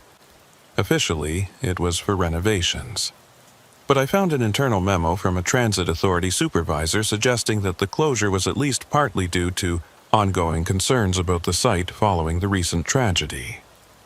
They'd put up the memorial plaque, sealed the station, tried to forget about it. But Eliza Kovaric, it seemed, hadn't forgotten. I tracked down the witness, the transit worker who'd seen her fall. His name was William Rothstein, and he was 87 years old now, living in a nursing home in Queens. I went to see him. He was in a wheelchair, hooked up to an oxygen tank, but his mind was sharp. When I mentioned Worth Street, his eyes went distant. "I haven't thought about that night in years," he said. "Tried not to, anyway." "Can you tell me what you remember?" "All of it. I remember all of it." He shifted in his wheelchair, the oxygen tube whistling with each breath. "I was doing a routine inspection. Late shift, checking the signals and switches. I came up onto the platform around 2 a.m. and she was there, just standing at the edge, looking down. Did she say anything? I called out to her, asked if she was all right. She turned toward me and I saw her face." He paused, and I could see his hands trembling on the armrests. "She wasn't crying, wasn't upset. She just looked empty, like there was nothing left inside her. What happened then? She opened her mouth to say something. I heard one word. Bureau. That's all. Just bureau. Then she fell, or stepped off. I still don't know which. It happened so fast. Bureau, are you sure? I'm sure. I've heard that word in my dreams every night for 60 years. Do you know what she meant? Why she said that? He shook his head. No idea. Police investigated, but they never found anything. She didn't leave a note. No family came forward. She was just nobody. A woman who fell onto the tracks and died. Did you go back to that station after she died? Once. They asked me to help with the cleanup. I shouldn't have done it. Should have said no. His hands were shaking harder now. We found pieces of her, parts that the train had scattered. We put them in bags, but we couldn't find everything. The supervisor said we'd gotten enough that the rest would decompose or get washed away in the runoff. But I knew we'd left pieces of her down there. And after that, I transferred to a different line. Told them I couldn't work near Worth Street anymore. I could hear her, you see. Whenever I went near that station, I could hear her voice. Still saying that one word. Bureau. Over and over. I thanked him and left. On the drive back to Manhattan, I couldn't stop thinking about that word. Bureau. What had she been trying to say? Was it part of a longer sentence? A name? That night, I was back at Worth Street. Alone this time. I'd told Gideon he didn't need to come. That I just wanted to do one more check. Truth was, I needed to be alone with this. Needed to understand it without anyone else there. I set up my recording equipment again and waited. The platform was silent. Dark. That floral smell was there, but faint now. Almost gone.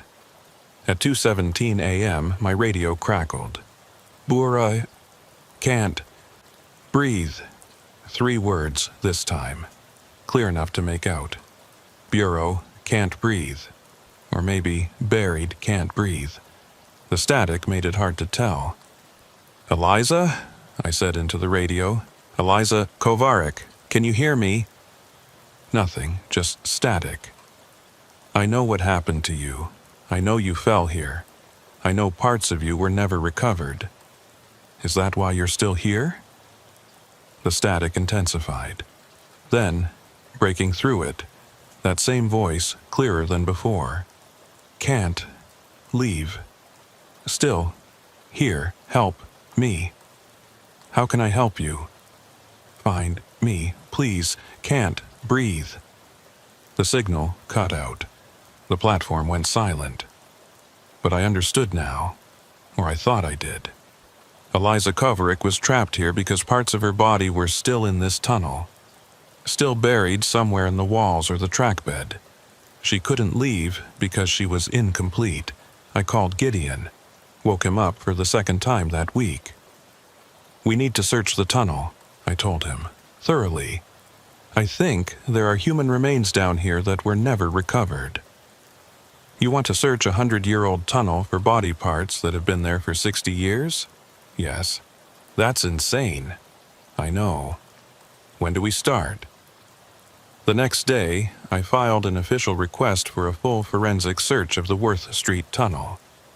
I had to justify it, which meant explaining about the radio transmissions, the voices, the witness testimony. My supervisor looked at me like I'd lost my mind. You want to search for a ghost price? I want to search for human remains that were never properly recovered. The fact that there are unexplained phenomena associated with the site is just additional justification. You know how much this is going to cost? How many work hours we'd have to shut down that tunnel? I know. He denied the request. Told me to drop it. Told me there were real cases that needed my attention. I nodded, said I understood, and went back to my desk. That night, I was back at Worth Street. With Gideon this time, and a third person, Eliza's granddaughter. I'd tracked her down through old records. Eliza had a daughter, just 5 years old when her mother died.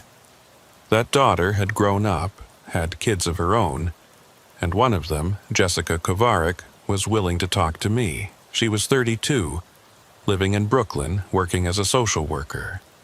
When I told her about what was happening at Worth Street, she didn't seem surprised. My grandmother always said there was something wrong with that place, Jessica told me. She said her mother never left, that she was still there, waiting. Your grandmother is still alive? In a memory care facility, dementia. She doesn't recognize anyone anymore, but sometimes she talks about her mother, says she can still hear her calling. Would you be willing to come to the station with me? I think Eliza might respond to family. She'd agreed. Now the three of us were standing on the platform at 2 a.m. waiting. This is crazy, Jessica said. You know that, right? Yeah, but I'm here anyway. I appreciate that. At 2:17, the radios crackled. That same static, that same voice. But this time, Jessica heard it too, even though she didn't have a radio. The voice came from everywhere at once.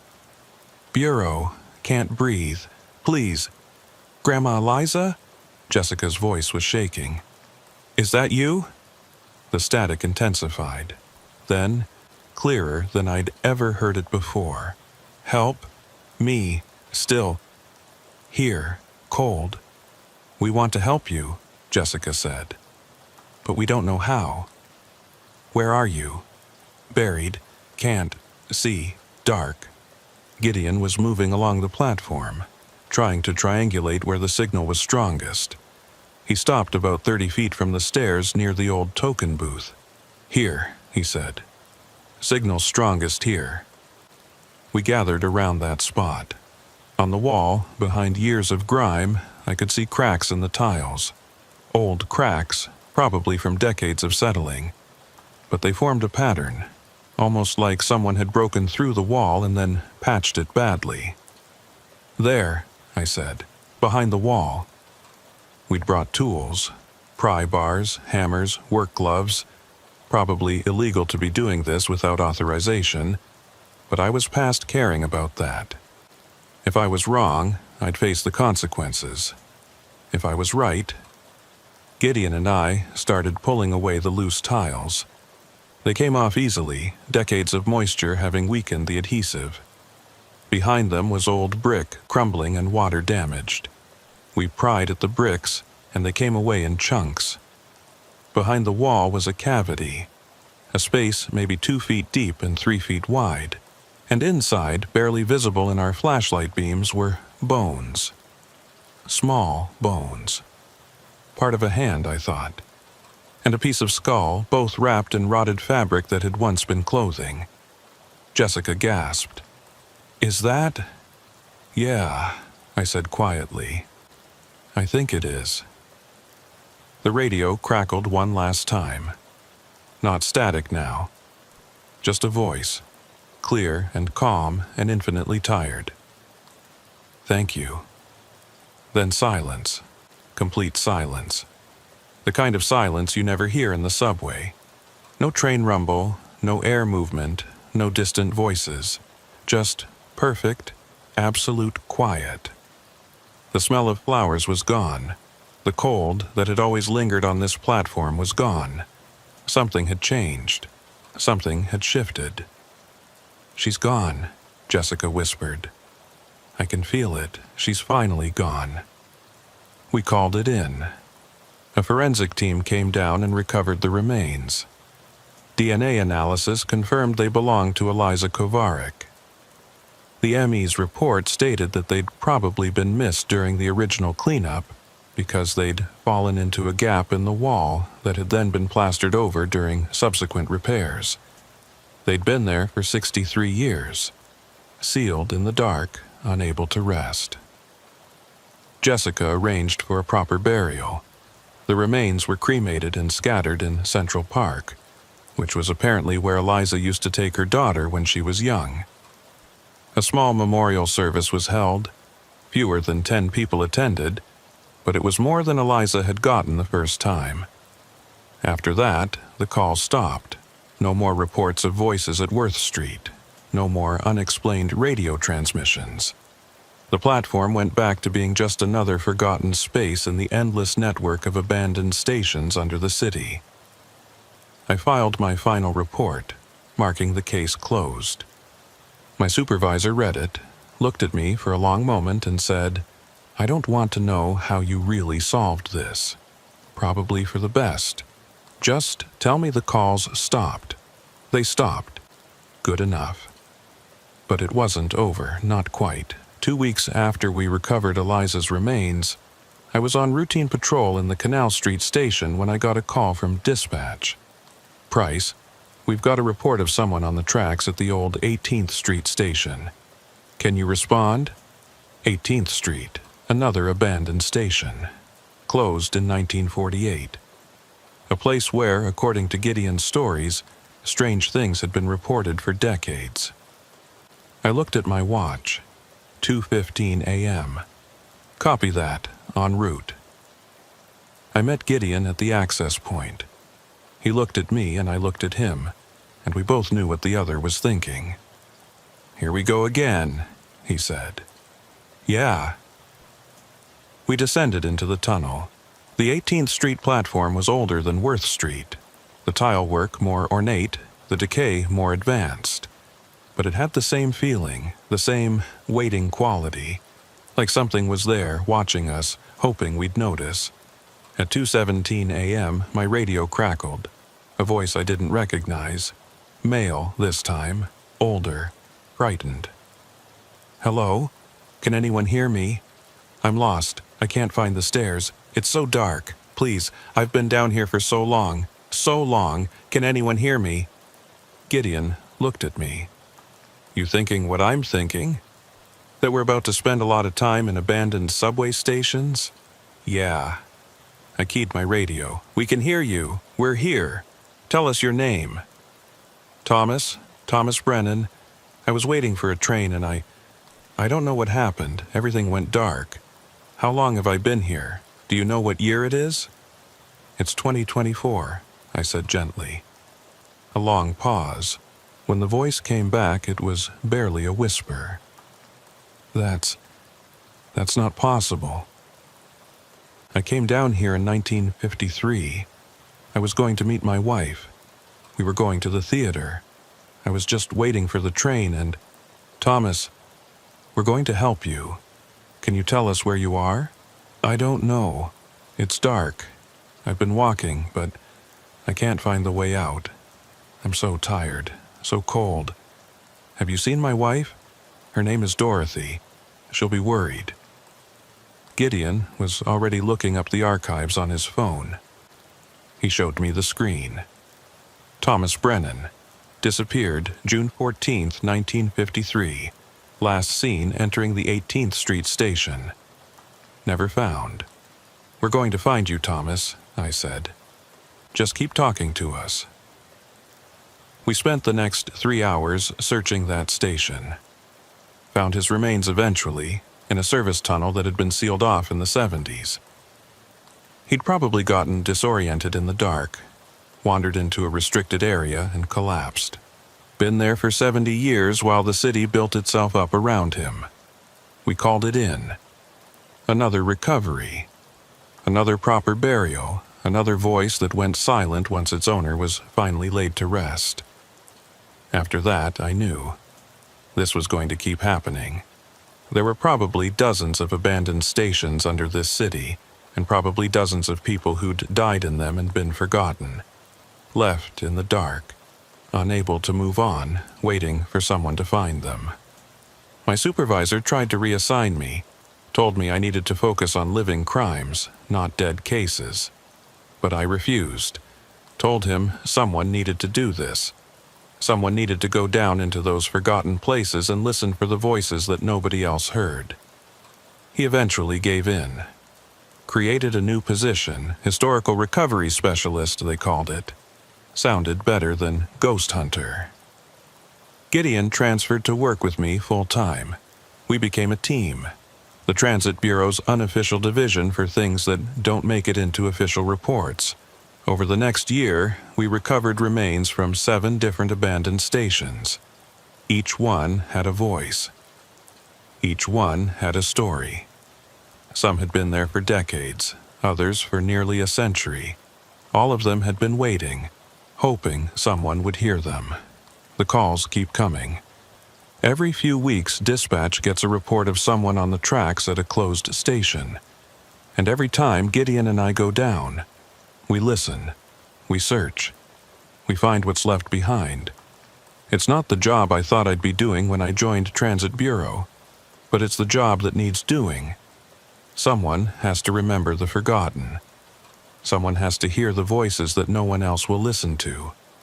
Someone has to go into the dark places under the city and bring back what was lost. That's what we do now. That's who we are. The city keeps building over itself, layer upon layer, forgetting what's underneath. But we remember. We listen. We search. And when we hear a voice on the radio, crackling through decades of static, calling out from some dark platform that doesn't exist on any map, we respond. Always. Because down here, in the forgotten stations and sealed tunnels, the past isn't really past. It's still here, still waiting, still calling out for help. And as long as we can hear them, we'll keep answering. That's the job. That's the promise.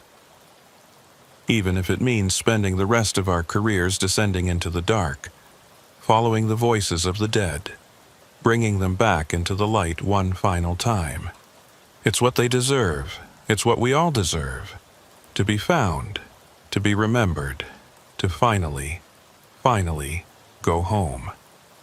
Last week, we got a call about the old City Hall station, the beautiful one with the vaulted ceilings and the Guastavino tile. It's been closed since 1945, but people still report seeing someone waiting on the platform. A woman in old-fashioned clothes checking her watch, looking for a train that will never come. We're going down tomorrow night at 2:17 a.m. to listen, to search, to find who's waiting in the dark. Because that's what we do. That's who we are now. The ones who answer when the forgotten call out. The ones who remember when everyone else forgets. The ones who go into the abandoned places and bring back what was lost. Station by station. Voice by voice.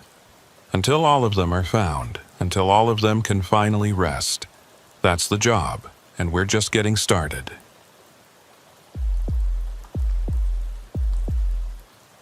Staten Island is the forgotten borough.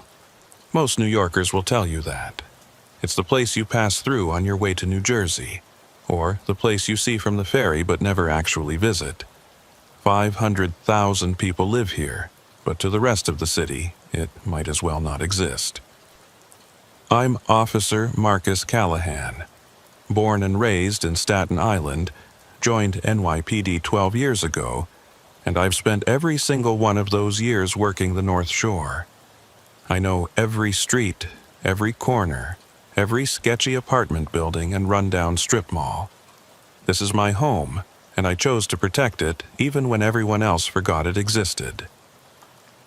My partner for most of those 12 years was Danny Reeves. Good cop, better friend, the kind of guy who'd take a bullet for you without thinking twice. We'd been through everything together. Domestics that turned violent, drug busts that went sideways, foot chases through the projects at 3 a.m. We had that partnership where you don't need to talk to communicate. A look, a nod, and you know what the other person is thinking. This story is about the last call we ever responded to together. The one that ended Danny's career and nearly ended mine. The one that proved Staten Island isn't forgotten by everything, just by people. Some things remember. Some things have always been here, long before the city was built, and they're still here now, waiting in the dark places, calling out to anyone who will listen. It was October. Halloween was 2 days away, and the neighborhood kids were already getting rowdy. Smashed pumpkins on the streets, toilet paper in trees, the usual suburban mischief that we usually ignored unless it got out of hand. The weather had turned cold early that year. First frost came in mid-September, and by October, we were getting nights that felt more like December. Danny and I were working the 11 p.m. to 7 a.m. shift, the graveyard. We'd been doing it for so long that our bodies had adjusted. We were nocturnal creatures now, sleeping through the daylight hours, coming alive when the sun went down. Most people hate night shift, but we preferred it. Less supervision, more autonomy. And the city was different at night. Quieter. More honest, somehow. We'd just cleared from a noise complaint in New Brighton when the call came through. 2:37 a.m. The dispatcher's voice crackled over the radio, and I could hear something in her tone that made me pay attention. Not panic exactly, but something close to it. Unit 19, we have a 1053 at 2247 Victory Boulevard. Caller reports hearing someone calling for help from inside the premises. Possible person in distress. I grabbed the mic.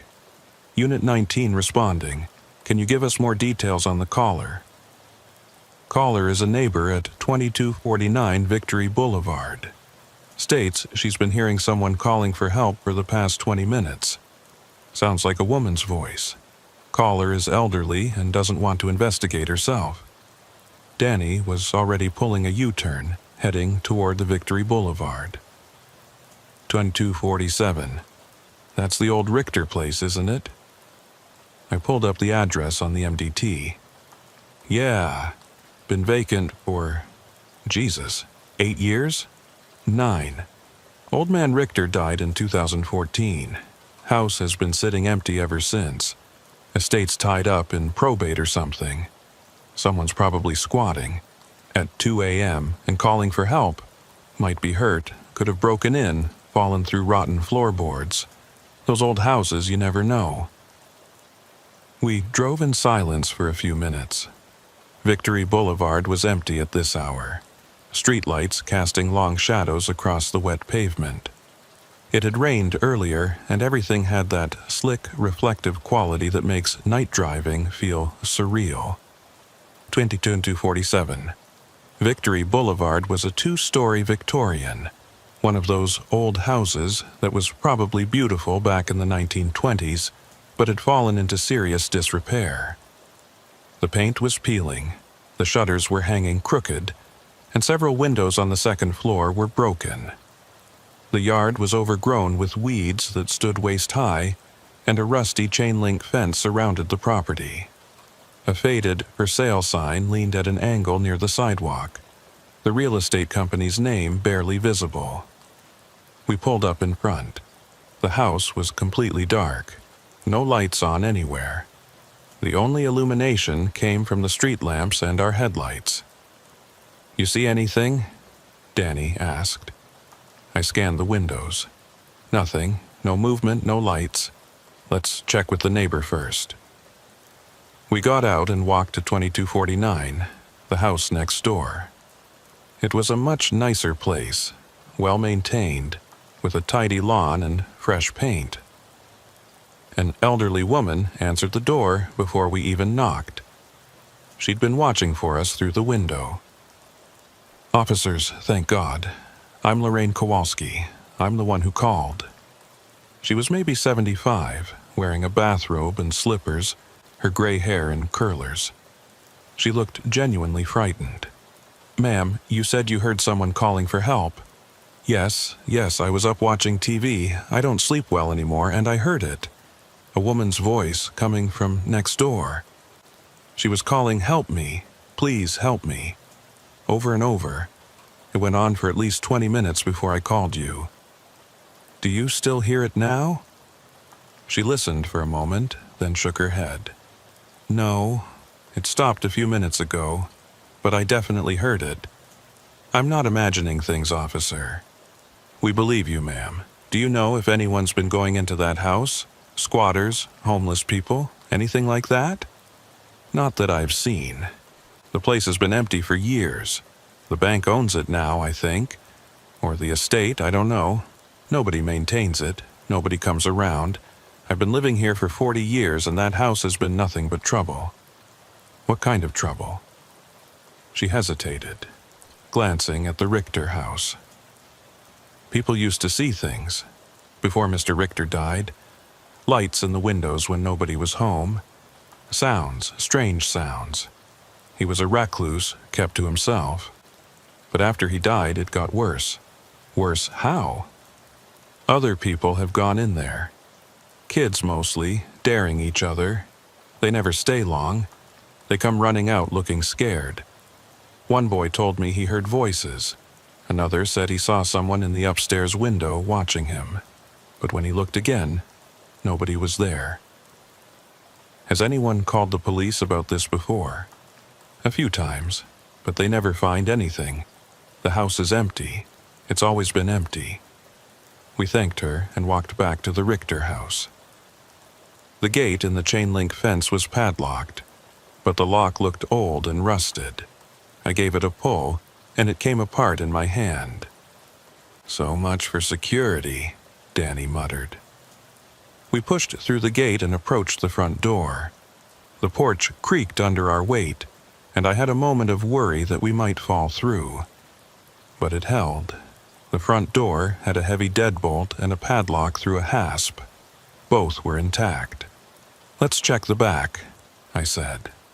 We walked around the side of the house, our flashlights cutting through the darkness. The weeds were thick here, brushing against our legs. I could hear small animals scurrying away from us. Rats, probably. Or possums. The back of the house was in even worse shape than the front.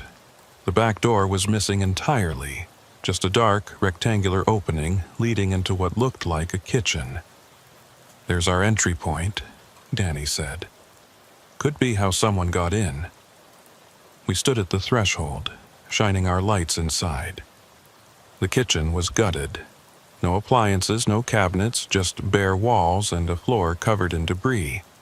Water damage had caused the ceiling to sag, and I could see exposed beams through the holes.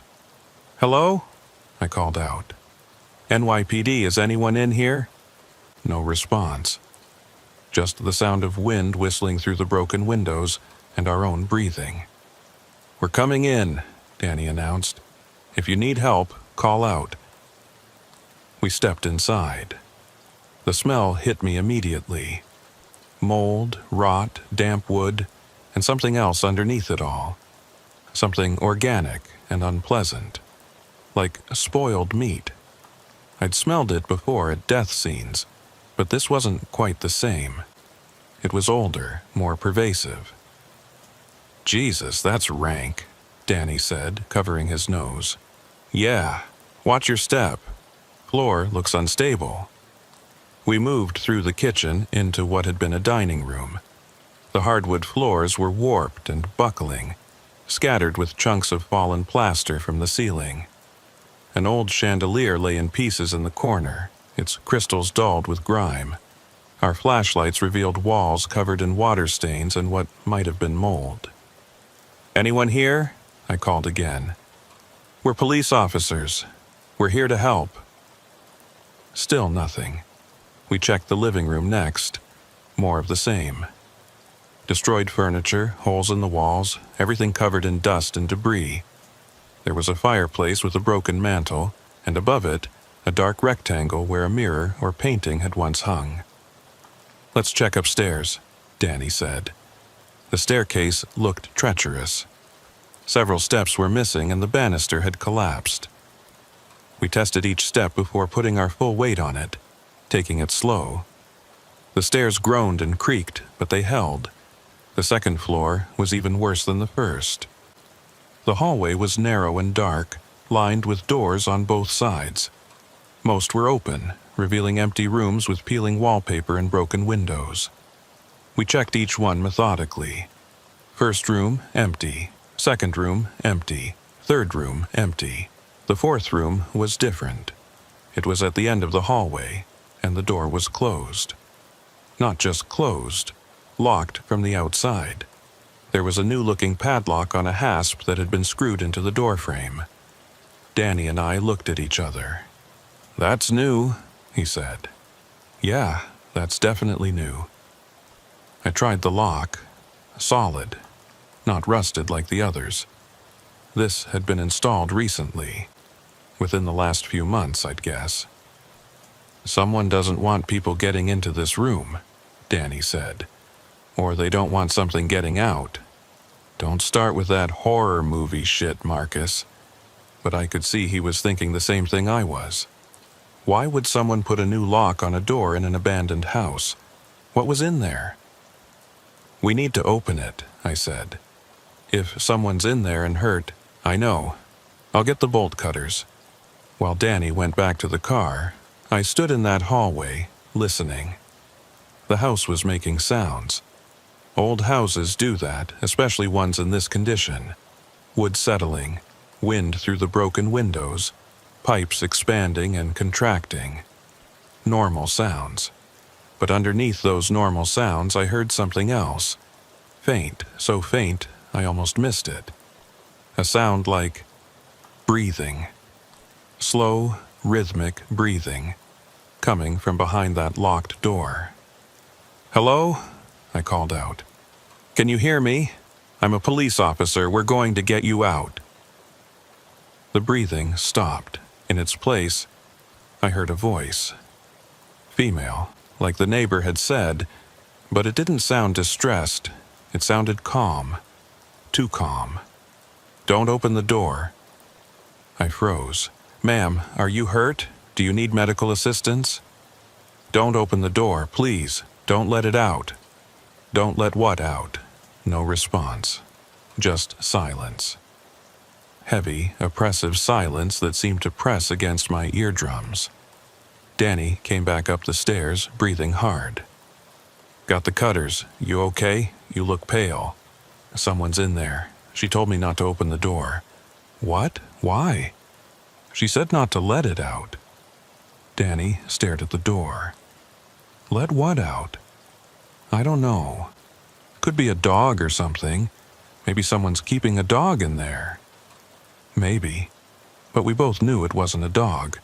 The way she'd said it. The fear in her voice. Whatever was in that room, it wasn't a dog. "We still have to open it," Danny said. "Could be a hostage situation. Someone being held against their will." He was right. We had no choice. If someone was in there being held prisoner, we had to get them out. That was the job. Danny positioned the bolt cutters on the padlock, squeezed. The lock resisted for a moment, then snapped with a sharp crack that echoed through the empty house. He pulled the lock free and tossed it aside, then reached for the doorknob. "Ready?" "Yeah." He turned the knob and pushed the door open. The room beyond was completely empty. No furniture, no windows, no person. Just bare walls, and a bare floor, and a bare ceiling. Nothing.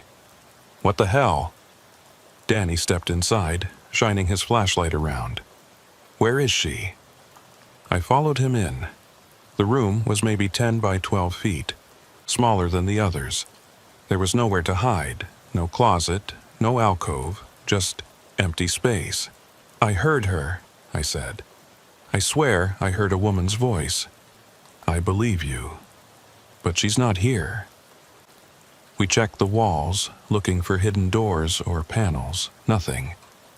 The floor was solid hardwood. No signs of a trapdoor. The ceiling was intact. The room was exactly what it appeared to be. An empty room in an abandoned house. "Maybe it was someone in another room," Danny suggested. "Sound carries weird in these old places." Maybe. But I didn't believe it. The voice had come from right here. Right behind this door, I was sure of it. We finished checking the rest of the second floor.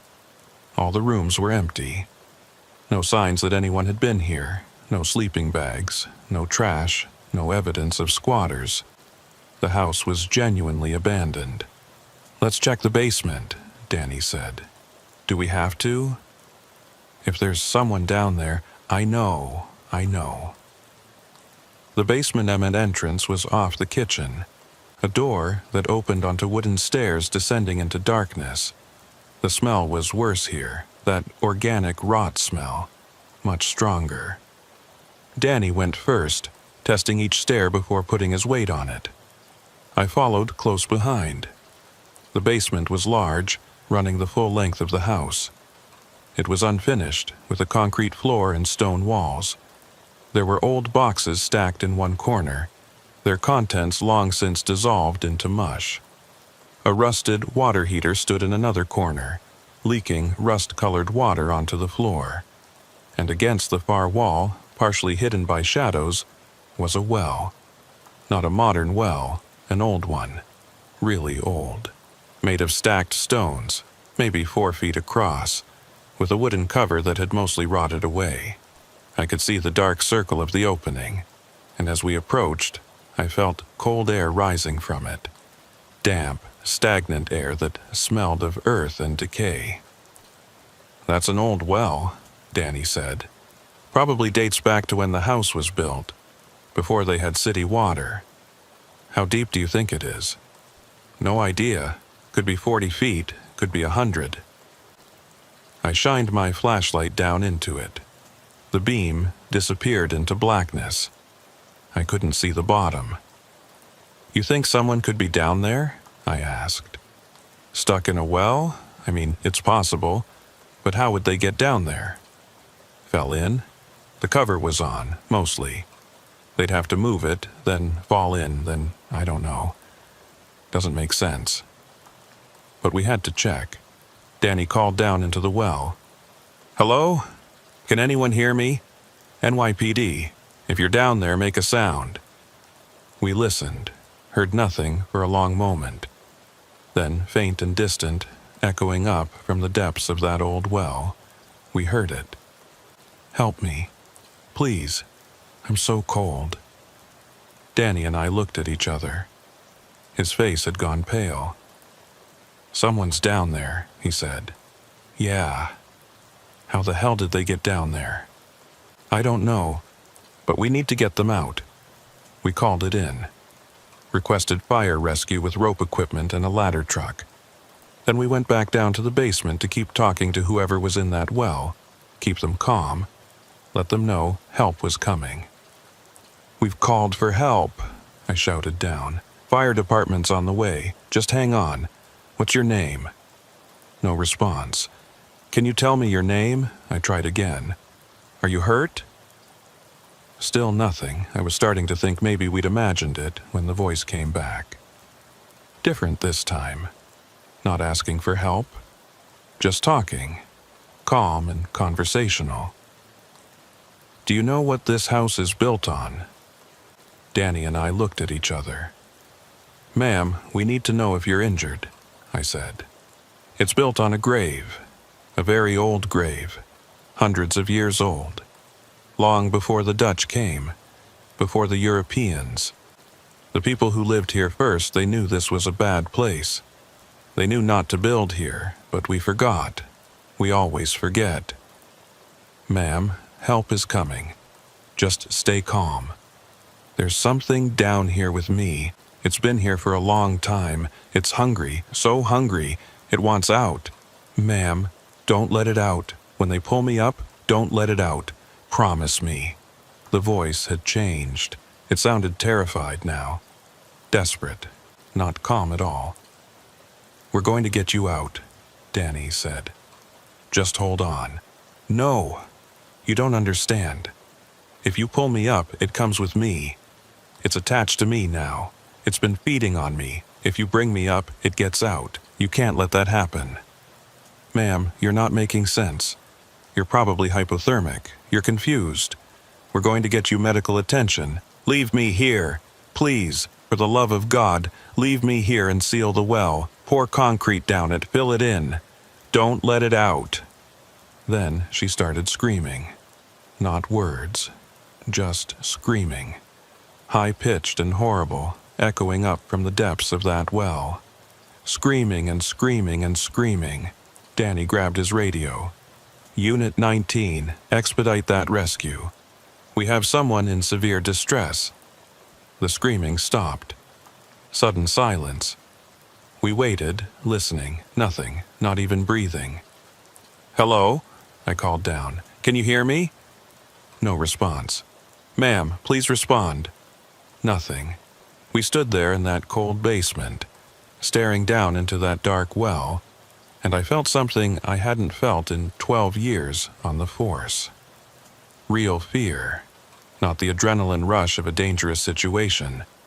Not the healthy caution of approaching a domestic dispute. Real, primal fear. The kind that tells you you're in the presence of something wrong. Something that shouldn't be. The fire department arrived 20 minutes later. 4 trucks, 24 firefighters, all the rope rescue equipment they could bring. The incident commander, Chief Brennan, came down to the basement to assess the situation. "You're sure there's someone down there?" he asked. "We heard her," Danny said. Clear as day, woman's voice calling for help. Brennan shined his flashlight down into the well. The beam still couldn't reach the bottom. "This is going to be tricky. We don't know how deep it is, if the walls are stable, if there's water at the bottom. I'll need to send someone down to assess." "She said she was cold," I told him. "Might be hypothermic, and she was saying some strange things, talking about something being down there with her." Brennan looked at me. "What kind of something?" "She didn't say, just kept saying not to let it out. Probably hallucinating. Hypothermia does that. Makes people confused, paranoid." He turned to his crew. "Let's get the harness and rope system set up. Martinez, you're lightest. You're going down." It took them 30 minutes to set up the rope system. They secured it to the ceiling beams, ran it through pulleys, set up a belay system. Martinez, a young firefighter who didn't look old enough to shave, got into the harness and clipped onto the rope. They gave him a radio, a flashlight, and a rescue collar in case the victim was unconscious. "All right, Martinez," Brennan said. "We're going to lower you slow. You call out every 10 feet, let us know what you're seeing. If anything feels wrong, you yell and we pull you up. Got it?" "Got it, Chief." They started lowering him. The rope played out smoothly through the pulleys. 10 feet, 20 feet, 30 feet. Martinez's flashlight beam got smaller and smaller as he descended into the darkness. 40 feet, Martinez called up. "Still going. No bottom yet." 50 feet, 60 feet, 70 feet. "This thing is deep," Brennan muttered. "Really deep." 80 feet. "Wait, I see something. Looks like..." "Oh, Christ." The radio went silent. "Martinez, what do you see?" "Chief, you need to pull me up, now." "What's down there?" Pull me up now." The rope went taut. Something was pulling on it from below. Hard. The belay team struggled to hold it. "Jesus, what the hell?" one of them shouted. "It's like he's caught on something." "Pull," Brennan ordered. "Everyone pull." 6 firefighters grabbed the rope and pulled. Slowly, inch by inch, they hauled Martinez back up. It took them 5 minutes to raise him the 80 feet. When his head finally appeared over the edge of the well, he was screaming. They pulled him out and he collapsed on the basement floor, shaking and sobbing. His face was covered in scratches, deep scratches, like something with claws had raked his face. His harness was torn in several places. "What happened down there?" Brennan demanded. Martinez was hyperventilating, unable to speak. One of the paramedics knelt beside him, checking his vitals, trying to calm him down. Finally, after several minutes, he was able to talk. "There's a woman down there, at the bottom. She's dead. Been dead a long time. Weeks, maybe months, but she was moving. Her body was moving, and there was something else. Something behind her, in the shadows. I couldn't see it clearly, but it was big, and when I shined my light on it, it reached for me, grabbed my harness, started pulling me down." "You're saying something grabbed you?" I'm saying something tried to drag me into that darkness. Something that wasn't human. It had too many arms. Or tentacles, I don't know. I couldn't see it clearly. But it was real, Chief. It was fucking real. Nobody said anything for a moment. We all just stood there looking at each other, trying to process what Martinez had just said. Brennan made a decision. We're sealing this well, right now. Nobody else goes down. Whatever's down there stays down there.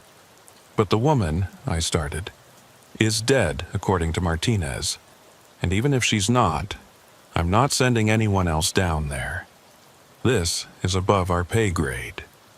He pulled out his phone. I'm calling the police commissioner's office. Let them figure out what to do.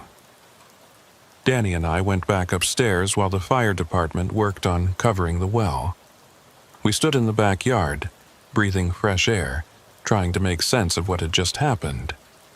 That was fucked up, Danny said. Yeah. You believe Martinez about something grabbing him?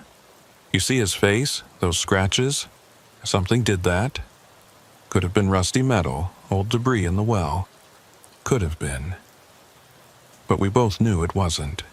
We'd heard the terror in Martinez's voice, seen the way he'd looked when they pulled him up. He'd seen something down there, something that scared him so badly he'd probably have nightmares for the rest of his life. My radio crackled. Unit 19, return to the station. Sergeant wants to see you. We drove back in silence. The sun was starting to come up, painting the sky in shades of orange and pink. After a night like that, the sunrise felt wrong. Too normal, too beautiful. Like the world hadn't changed when everything had changed. At the station, Sergeant Morrison was waiting for us. He'd been on the force for 25 years, seen everything, and nothing rattled him. But he looked concerned now. I got a call from the fire chief, he said. Told me what happened at the Richter house, what Martinez saw. Yes, sir, I said. He also told me this isn't the first time there's been trouble at that location. I pulled the records. There have been 17 calls to that address in the past 9 years. All of them reporting sounds, voices, lights in the windows. Every time we responded, we found nothing. The house is empty, sir. We cleared every room. I know. That's what every report says.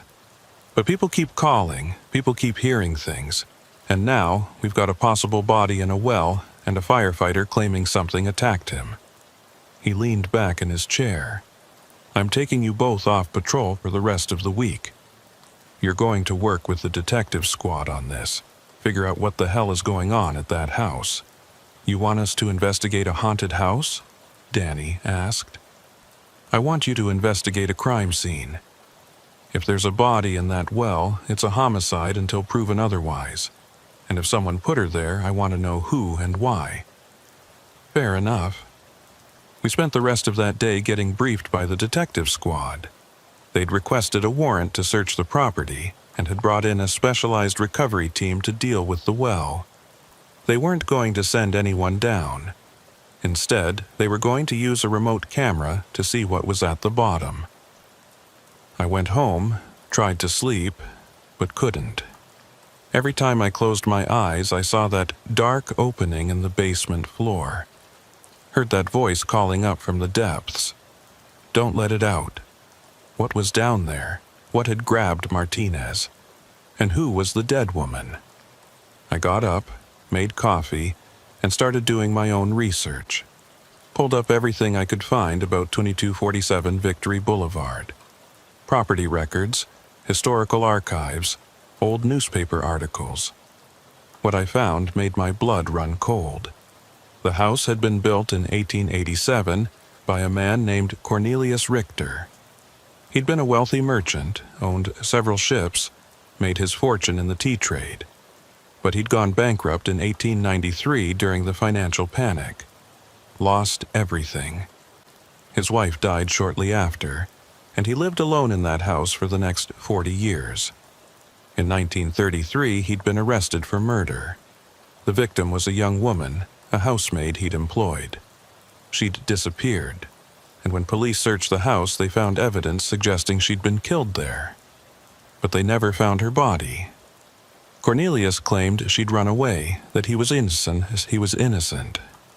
But there was blood, lots of blood, and no other explanation that made sense. He was convicted and sentenced to death, hanged in 1934. The house had sat empty for a few years, then was sold to a new family. They'd lived there for less than a year before moving out, claiming the house was haunted. It had changed hands several more times over the decades, but nobody ever stayed long. The last owner, Edward Richter, was Cornelius's great-grandson. He'd inherited the house in 2006 and lived there alone until his death in 2014. Neighbors said he was a recluse, never had visitors, rarely came outside. When he died, they found him in his bedroom, dead of natural causes. But the house had been a nightmare inside. Hoarding, neglect, years of accumulated garbage and filth. And according to the police report from 2014, when they'd cleared the house after Edward's death, they'd found something in the basement. Notes, journal entries. Edward had been obsessed with the well. He'd written hundreds of pages about it, about voices he heard coming from it, about something living down there that whispered to him at night. The last entry, dated a week before his death, read, "It's getting stronger. I can feel it pushing against the barrier. It wants out. It's been trapped for so long. I try to feed it, to keep it satisfied, but it's never enough. It's always hungry. I don't know how much longer I can keep it contained. God forgive me for what I've done. God forgive me for what I might do." I stared at those words on my laptop screen. Feed it. Keep it contained. What had Edward Richter been doing in that house? The next day, Danny and I met the detective squad at the Richter house.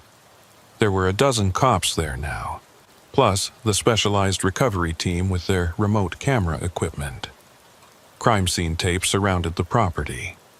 News vans were already setting up across the street. Detective Helen Vasquez was running the investigation. She was 45, sharp as hell, with a reputation for closing impossible cases. She briefed us in the front yard.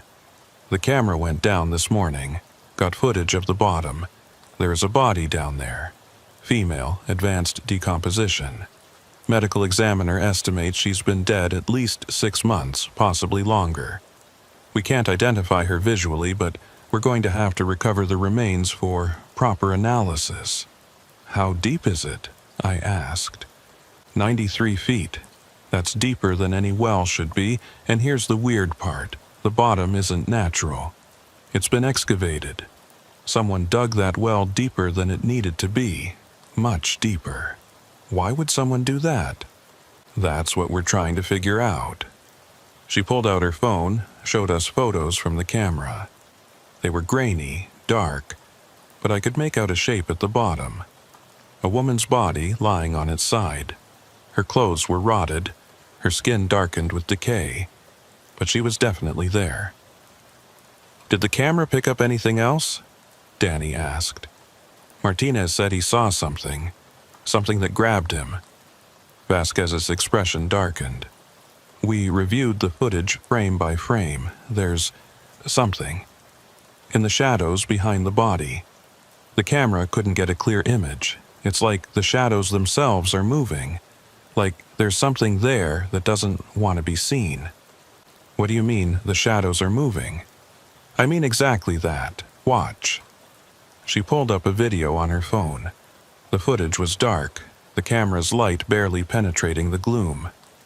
At the bottom of the well, I could see the woman's body, and behind it, the shadows. At first, they looked like normal shadows, just darkness where the light didn't reach. But as I watched, they shifted, moved. Not like shadows cast by something moving, like the shadows themselves were alive.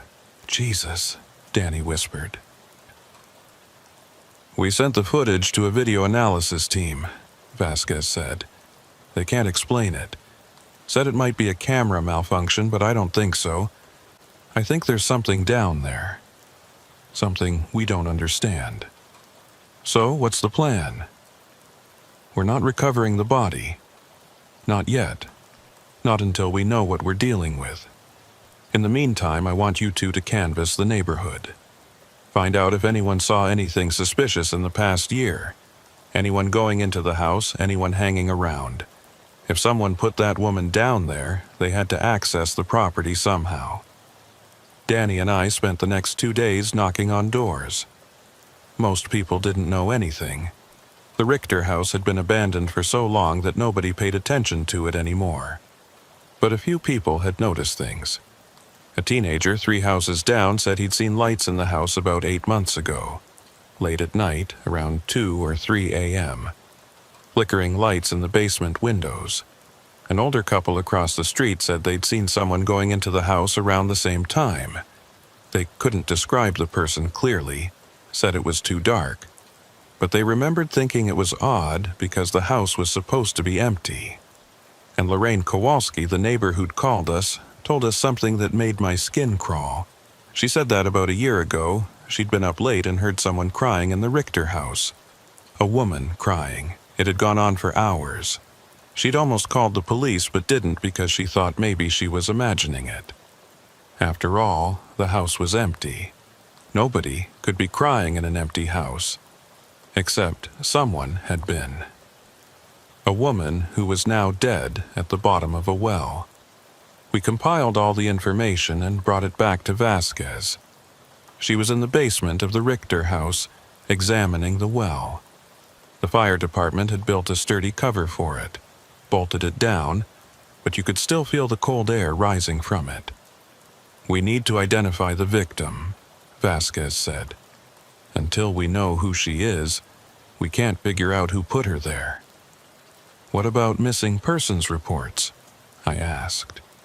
We're checking, but there are thousands of missing persons in the New York area. It could take weeks to go through them all. What about dental records? We'd need to recover the body for that, and I'm not sending anyone down there. So, what do? She looked at the well. We wait, see if anyone reports her missing, see if any evidence turns up. In the meantime, this house is a crime scene. Nobody goes in or out without authorization. But that night, someone did go in. Someone who wasn't authorized, someone who wanted to finish what they'd started. I was at home, finally getting some sleep, when my phone rang. 3:17 a.m., Vasquez. Callahan, get to the Richter house, now. What happened? Fire. Someone torched it. I was there in 15 minutes. The fire department had already knocked down the flames, but the house was destroyed. The entire first floor was gutted. The second floor had partially collapsed, and smoke was still rising from the ruins. Fire investigators were already on scene, along with half the department. Vasquez met me by the police tape. Her face was covered in soot. It was arson, she said. Accelerant poured throughout the first floor and ignited. Whoever did it wanted to destroy any evidence. The basement? Partially intact. The well is still there, but everything else is gone. Any sign of the arsonist? We're checking security cameras in the area, but whoever did it knew what they were doing. They got in and out fast. Danny arrived a few minutes later. We stood together, watching the firefighters work, watching the smoke rise into the pre-dawn sky. The house that had stood for over a century was gone, reduced to blackened timber and ash. Someone doesn't want us finding out what happened here, Danny said. Yeah, which means we're getting close to something. The fire investigation took 3 days. They confirmed it was arson, confirmed the accelerant was gasoline, but they couldn't find any evidence pointing to a specific suspect. No fingerprints, no DNA, no witness who'd seen anyone in the area. But on the 3rd day, something else happened. A woman came forward, walked into the station and asked to speak to whoever was investigating the Richter house. Her name was Margaret Preston. She was 38, worked as a social worker, lived in Manhattan, and she was looking for her sister. Her name is Diane Preston, Margaret told us. She was sitting in an interview room with Vasquez, Danny, and me. She disappeared 10 months ago. I filed a missing persons report, but nothing ever came of it. Tell us about Diane, Vasquez said gently. She was troubled, struggled with addiction, in and out of rehab. She'd been clean for 6 months when she disappeared, was doing really well, had a job, her own apartment, but then she stopped answering my calls. When I went to her apartment, the landlord said she'd moved out without notice, just left one day and never came back. I tried to find her, but it was like she'd vanished. What makes you think she might be connected to the Richter house? Margaret pulled out her phone, showed us a photo. This was taken from her Instagram 2 weeks before she disappeared. Look at the background. The photo showed Diane smiling at the camera, taking a selfie. She was pretty, with dark hair and kind eyes, but behind her, partially visible in the background, was a house. A Victorian house with peeling paint and broken windows. The Richter house. Where was this taken? Vasquez asked.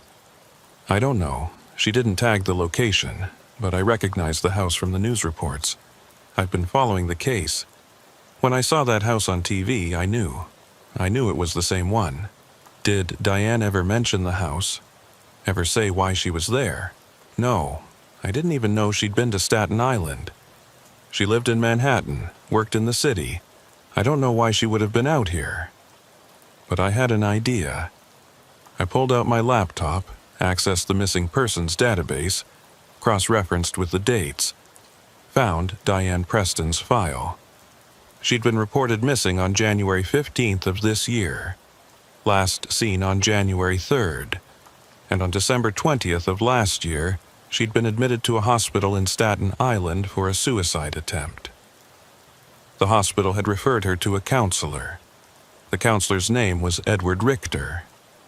Oh my God, I said. Edward Richter was a counselor? Vasquez pulled up Richter's background. He'd worked as a substance abuse counselor for 20 years before retiring in 2010. Had his own practice, saw patients privately. He was still seeing patients, I said. Even after he retired. Operating without a license, probably. Diane was struggling with addiction. She might have come to him for help. And he killed her? Margaret looked horrified. Why? Why would he kill her? That was the question. Why would an elderly man, a counselor who'd spent his career helping people, suddenly murder one of his patients? Unless it wasn't sudden. Unless he'd been doing it for a long time. We went back through Edward Richter's history. Cross-referenced his patient records with missing persons reports.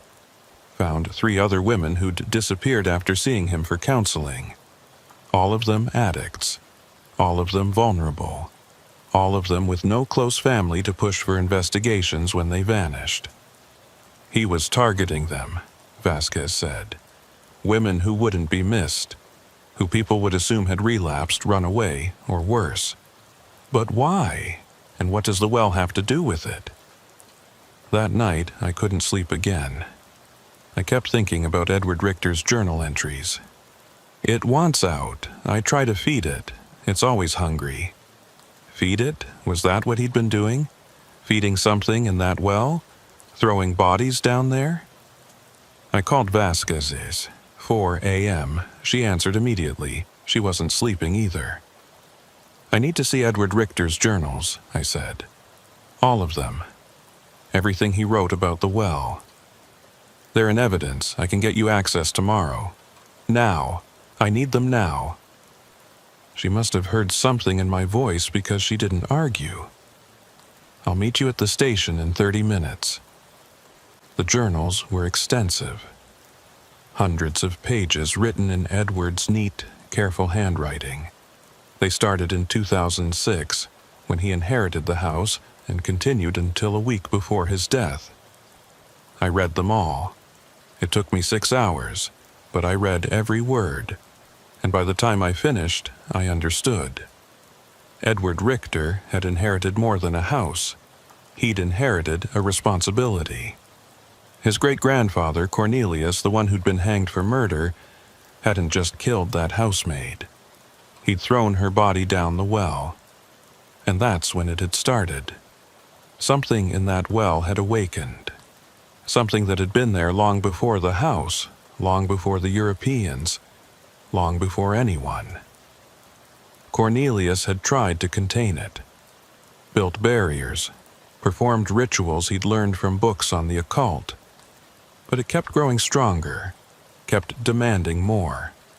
So he'd fed it, found other victims, women who wouldn't be missed, killed them and threw their bodies down the well. When Cornelius died, the thing had gone dormant, but it didn't die. It waited. For decades, it waited. And when Edward Richter moved into that house, it woke up, started calling to him, whispering, demanding. Edward had tried to resist. For years, he'd fought it, but eventually, it wore him down. The whispers became screams. The demands became threats.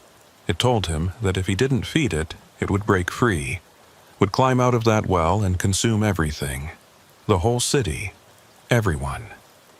So Edward had fed it, just like his great-grandfather. Found vulnerable women, lured them to the house, killed them, threw them into the well. The last entry in his journal was dated a week before his death. I can't do it anymore. Can't keep feeding it, can't keep killing, but I can't let it out either.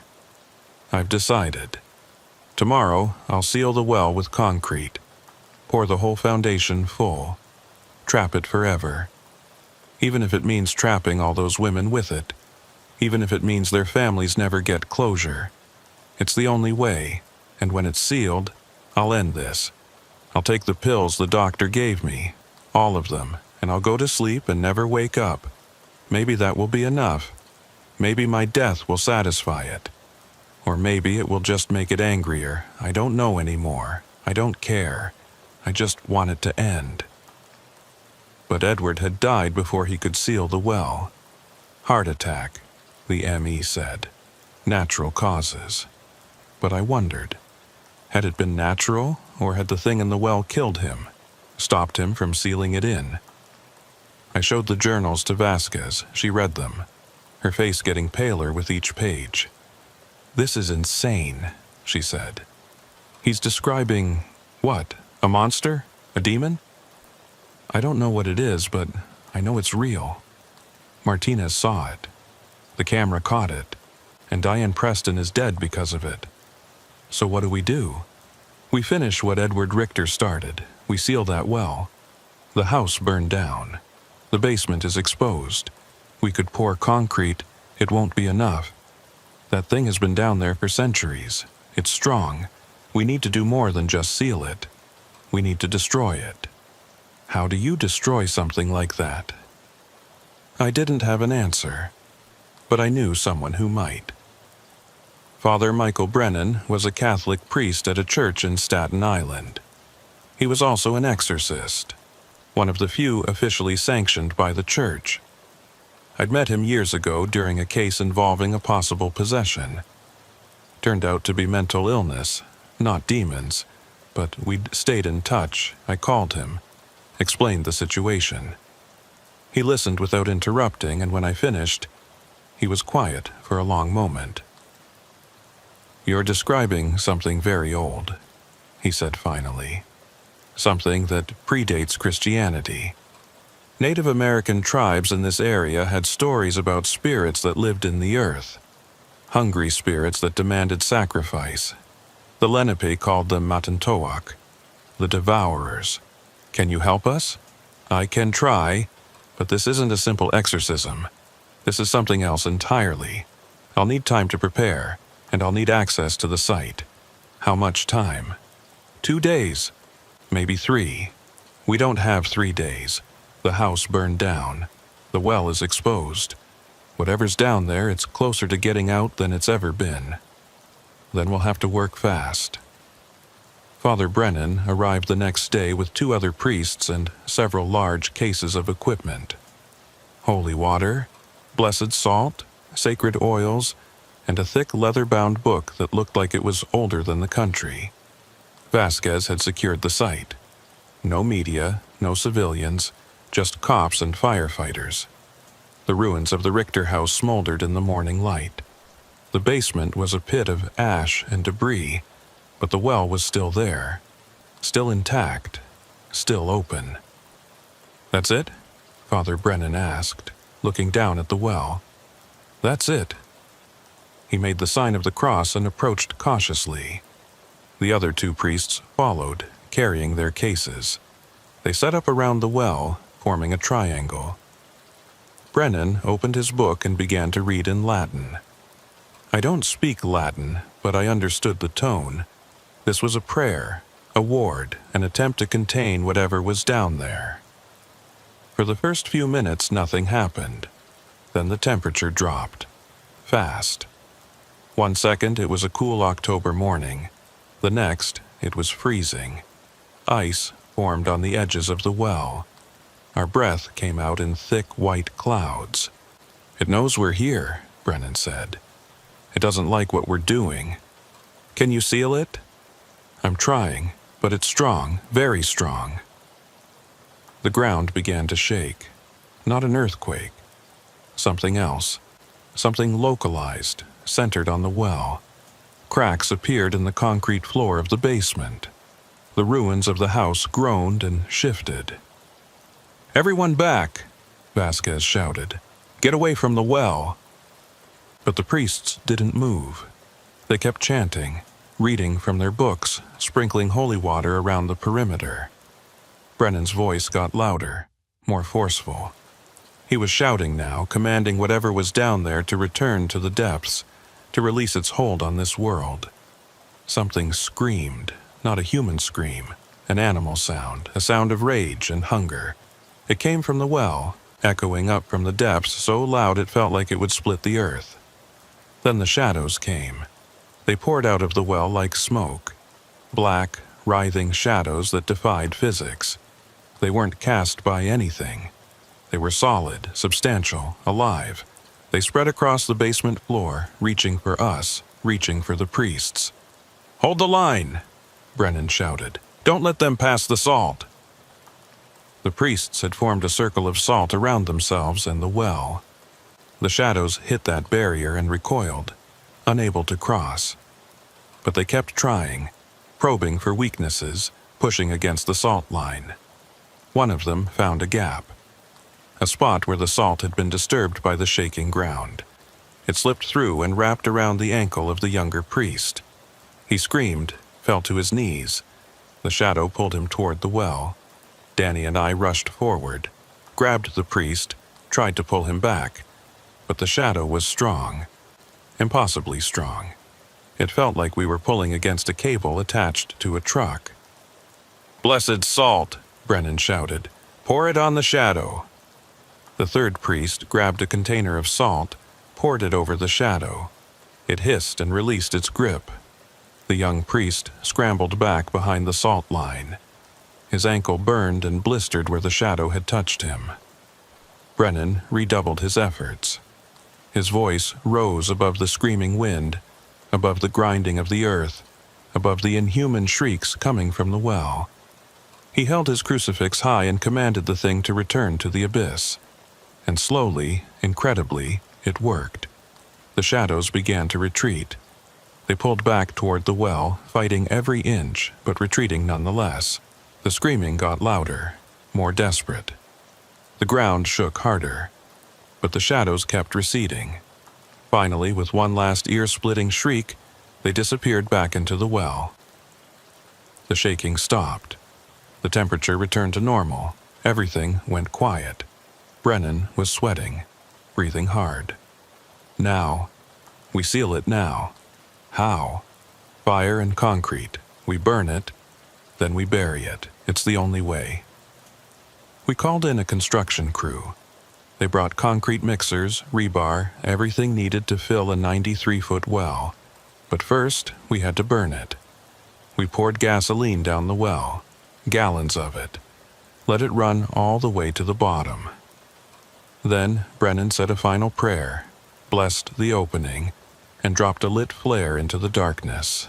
The well erupted in flames. Fire roared up from the depths, a column of flame 30 feet high.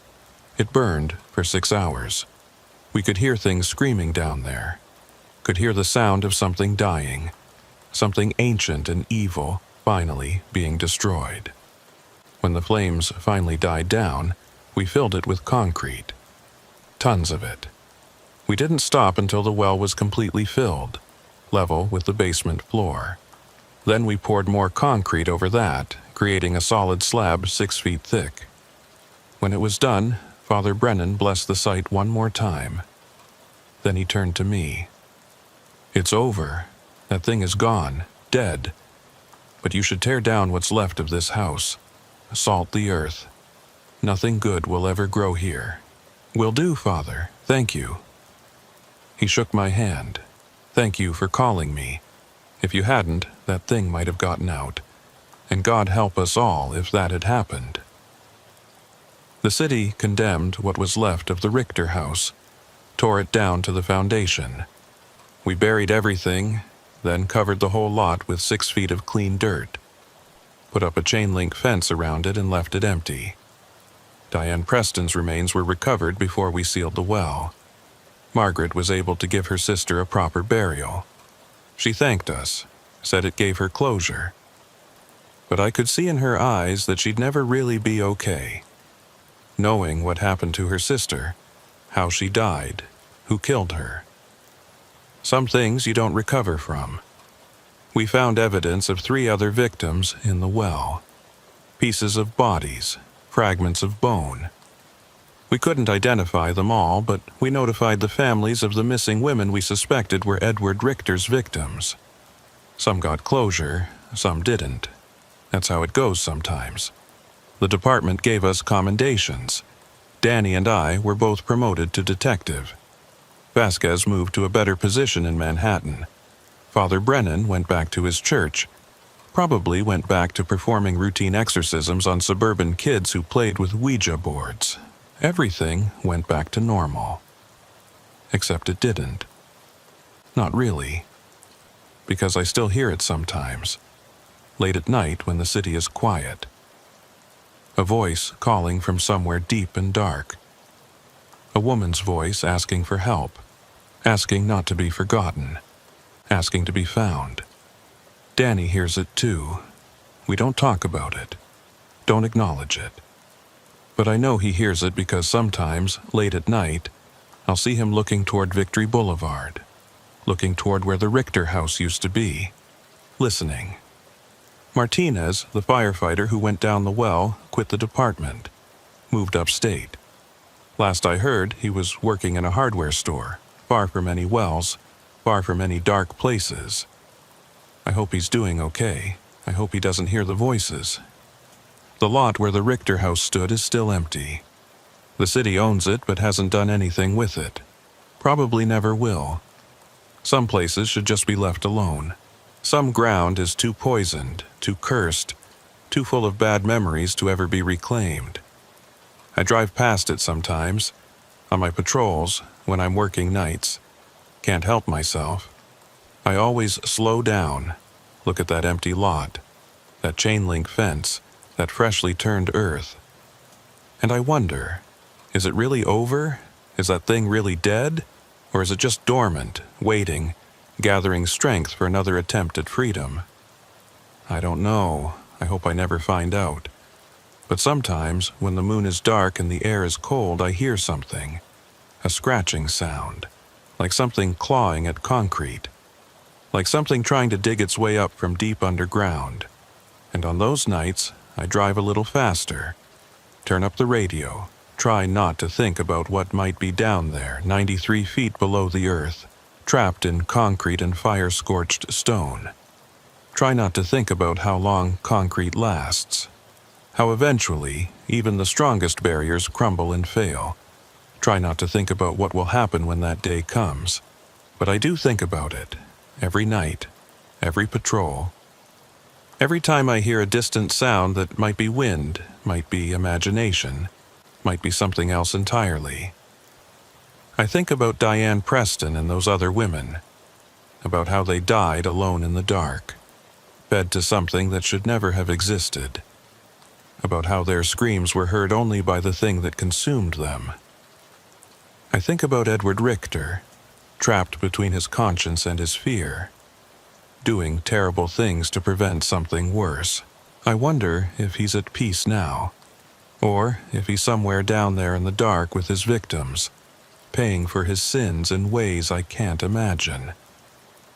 I think about Cornelius Richter, the man who started it all, who found something in that well and made a deal with it, who fed it and contained it and passed that burden down to his descendants. I wonder what he saw down there, what it promised him, what it cost him. And I think about the Lenape, the people who were here first, the ones who knew this was a bad place, the ones who had stories about hungry spirits that lived in the earth. They knew. They tried to warn us. But we didn't listen. We never listen. 3 months after we sealed the well, a homeless man was found dead on the lot. No visible cause of death. No signs of injury or illness. He just died. The ME ruled it sudden cardiac arrest, but the man was only 35 and in good health. I went to the scene, looked at where they'd found him. He was lying right over where the well used to be, right over that 6-foot-thick concrete slab we'd poured, and his face was frozen in a scream. Eyes wide open, mouth stretched in terror like he'd seen something in his last moments that scared him literally to death. They took the body away. I filed a report. Nobody made the connection except me. Nobody wanted to admit that maybe we hadn't finished the job. Maybe we'd just delayed the inevitable. A week later, there was another one. A woman this time, found in the same spot. Same lack of visible cause, same expression of terror. The city put up new fencing, better locks, security cameras. But people kept getting in, and people kept dying. Not many, one every few weeks. But enough to form a pattern, enough to make me wonder. I went back to see Father Brennan, told him what was happening. He came back to the site, performed another blessing, another warding ritual. But I could see in his face that he was worried. The seal is holding, he told me. But something is pushing against it, testing it, looking for weaknesses. Can it break through? Not yet, maybe not ever, but it's trying, and it will never stop trying. So what do? We watch, we wait. We reinforce the seal when needed, and we pray that it holds. That was 6 months ago. The deaths have stopped, for now. The lot is quiet. But I still patrol past it every night. Still watch. Still listen. Because I made a promise, even if it was just to myself. I promised those women that they wouldn't be forgotten. That someone would remember what happened to them, would honor their memory, would make sure it never happened again. So I watched that empty lot, that poisoned ground, that sealed well with its tons of concrete and its dying monster. I watch, and I wait, and I hope that Father Brennan was right, that the seal will hold, that the thing down there will die, if it isn't dead already, that eventually the earth will reclaim that cursed place and turn it into something clean again. But I don't really believe it, because some things don't die. Some things are too old, too strong, too fundamental to the nature of the universe. They just sleep, they wait, they bide their time, and when enough time has passed, when we've forgotten about them and let our guard down, they'll wake up again. They'll call out from the dark places. They'll demand to be fed. They'll promise power and knowledge to anyone desperate or foolish enough to listen. And someone will listen. Someone always does. That's the real horror. Not the monster in the well, not the dead women or the cursed house or the thing that grabbed Martinez. The real horror is knowing that humans will always make deals with monsters, will always sacrifice others to save themselves, will always believe they can control forces they don't understand. The real horror is knowing that this has happened before and will happen again. That there are other wells, other dark places, other hungry spirits, and that we'll keep feeding them one way or another, because that's what we do. That's what we've always done. I carry this knowledge with me every day, every shift, every patrol. I see the city differently now. See the darkness underneath the lights. See the old places where ancient things still dwell. See the patterns of death and disappearance that point to something unnatural at work. And I know I'm not the only one. There are others like me. Cops and firefighters and priests and ordinary people who've seen things they can't explain. Who've looked into the dark and had it look back. Who carry the weight of that knowledge, that responsibility, that burden. We don't talk about it much. Don't form support groups or swap stories. We just do our jobs. Keep watch. Try to keep the normal people safe from the things that shouldn't exist but do. It's not much, it's not enough, but it's what we can do, and maybe that has to be enough. Danny understands. He's changed, too, since that night. He's quieter now, more careful. He watches the shadows more closely, listens more carefully to the calls we respond to, tries to hear what's being said between the words. We don't talk about it. Don't need to. We both know what we saw, what we felt, what we barely survived, and we both know it's not over. Not really. It's just paused, waiting for the next chapter, the next call, the next dark place that needs investigating. Last week, we got a call about sounds coming from an abandoned factory in Port Richmond. Multiple neighbors reporting screams, voices, something that sounded like chanting. We responded, checked it out, found nothing, just an empty building with broken windows and graffiti. But as we were leaving, I heard something. Faint, barely audible. Coming from the basement. A voice calling for help. A woman's voice. Danny heard it too. We looked at each other. Looked at that basement door. Looked at the darkness beyond it. And we went down. Because that's the job. Because someone has to answer when the voices call out from the dark. Because if we don't, who will? We found nothing. The basement was empty, but the voice was real. We both heard it, and we both know we'll be back. That there's something there, something waiting, something that wants to be found. That's how it works. That's how it always works. The darkness calls out, and we answer. We investigate. We try to help. And sometimes, if we're lucky, we survive to tell the tale. But sometimes we don't. Sometimes the darkness wins. Sometimes the things in the dark places get what they want. And we have to live with that, have to accept that we can't save everyone, can't seal every well, can't destroy every monster. All we can do is try, show up, answer the call, face the darkness with flashlights and prayers and whatever courage we can muster. It's not heroic. It's not glorious. It's just the job. The last call that never really ends. The investigation that continues every night, every shift, every time the radio crackles and a voice says there's something wrong, something strange, something that doesn't make sense. We respond. We always respond because that's what we do. That's who we are. The ones who answer the last call, who go into the dark places, who try to help when everyone else turns away. It's not enough, but it's all we have. And maybe, just maybe, it's enough to keep the monsters at bay for one more day, one more week, one more year. Until the next call comes. The next well opens. The next darkness calls out for someone to feed it. And when that happens, we'll be there, ready or not, prepared or not, scared or not.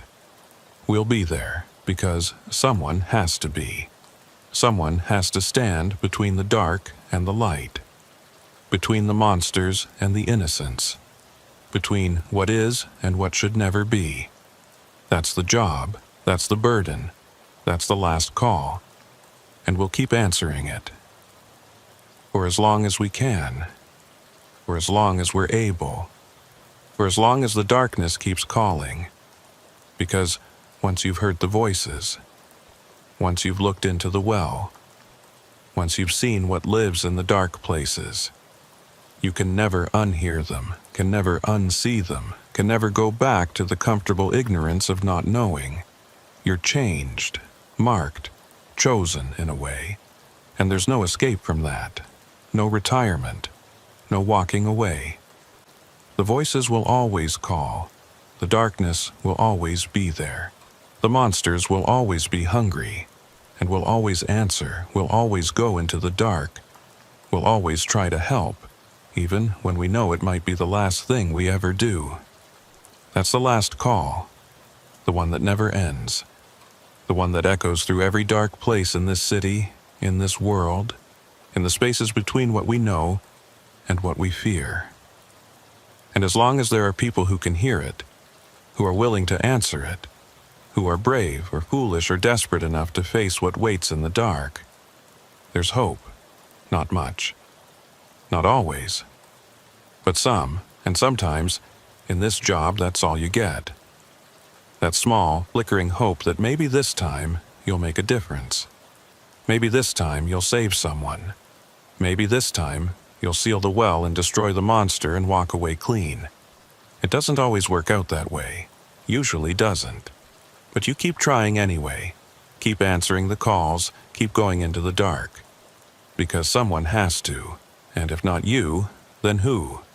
That's the question I ask myself every night. Every shift. Every time the radio crackles and that voice comes through, telling me about something strange, something wrong, something calling out from the darkness. Who will answer if I don't? Who will face the monsters if I walk away? Who will remember the forgotten if I choose to forget? Nobody, that's who. And I can't live with that. Can't accept it. Can't turn my back on the voices calling from the dark places. So I answer every time, every call, every last call that might actually be the last. I go into the darkness. I face the monsters. I try to help. And maybe that makes me a fool. Maybe that makes me a hero. Maybe it just makes me a cop doing his job. I don't know. I don't care.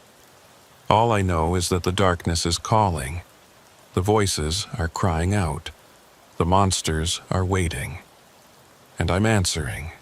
Now and always. Until the last call becomes the last call. Until the darkness wins or the light does. Until the monsters are destroyed or they destroy me. Until the voices fall silent or I can no longer hear them. That's the job. That's the life. That's the burden I chose when I put on this badge. And I'll carry it until I can't anymore. Until the darkness takes me. Until the last call finally ends. But until then, I'll keep watching. Keep listening. Keep answering. Because that's what we do. That's who we are. That's the promise we made when we swore to protect and serve. Even when what we're protecting people from shouldn't exist. Even when what we're serving is a city that's built on cursed ground. Even when the job requires us to face horrors that would drive most people insane. We answer the call. The last call. The only call that matters. The one that says someone needs help. Someone is in danger.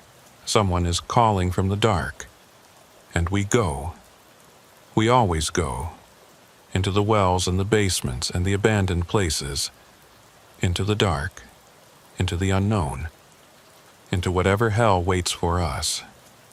Because someone has to. And we chose to be that someone. That's the last call. And it never stops calling. Never stops echoing through the night, through the darkness, through the empty places where monsters dwell. It calls, and we answer, now and always. until the very end.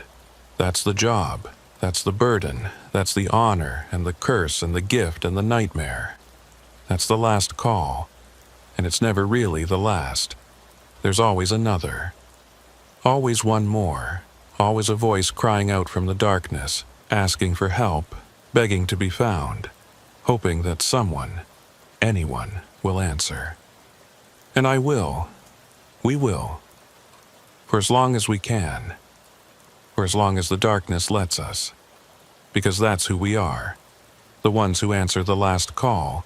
The ones who face the darkness. The ones who remember the forgotten and help the helpless and fight the monsters that shouldn't exist. That's us. That's me. That's the life I chose. The burden I carry. The job I do every night, every shift, every time the darkness calls. And I wouldn't have it any other way. Even knowing what I know. Even having seen what I've seen.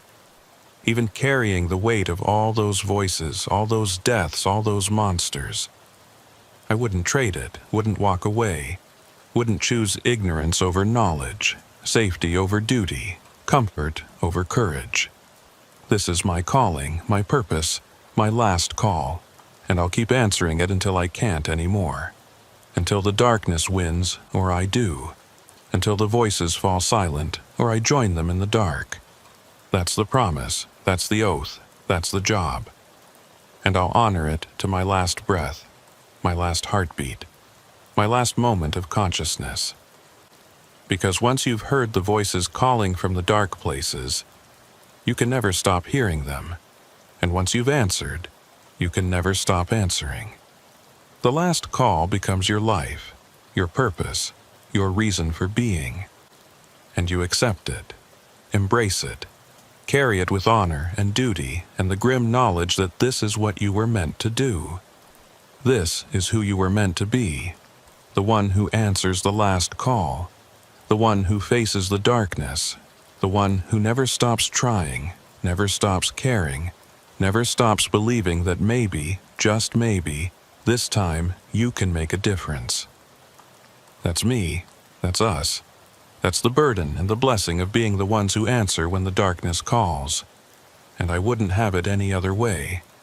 Even now, even knowing what I know, even after everything I've seen, I'd make the same choice, answer the same call, face the same darkness. Because that's the job, that's who I am, that's the last call. And it's calling again, right now, on my radio. A voice telling me about something strange, something wrong, something calling from the dark. And I'm answering, just like I always do, just like I always will. Until the very last call, the one I don't come back from, the one that finally ends it all. But until then, I'll keep going, keep answering, keep facing the darkness, keep trying to help. Keep honoring the promise I made when I put on this badge. That's the job. That's the life. That's the burden and the honor. And I accept it, all of it. Every terrible, beautiful, horrifying moment of it. Because someone has to. And I chose to be that someone. The one who answers the last call. Now and always. Until the end.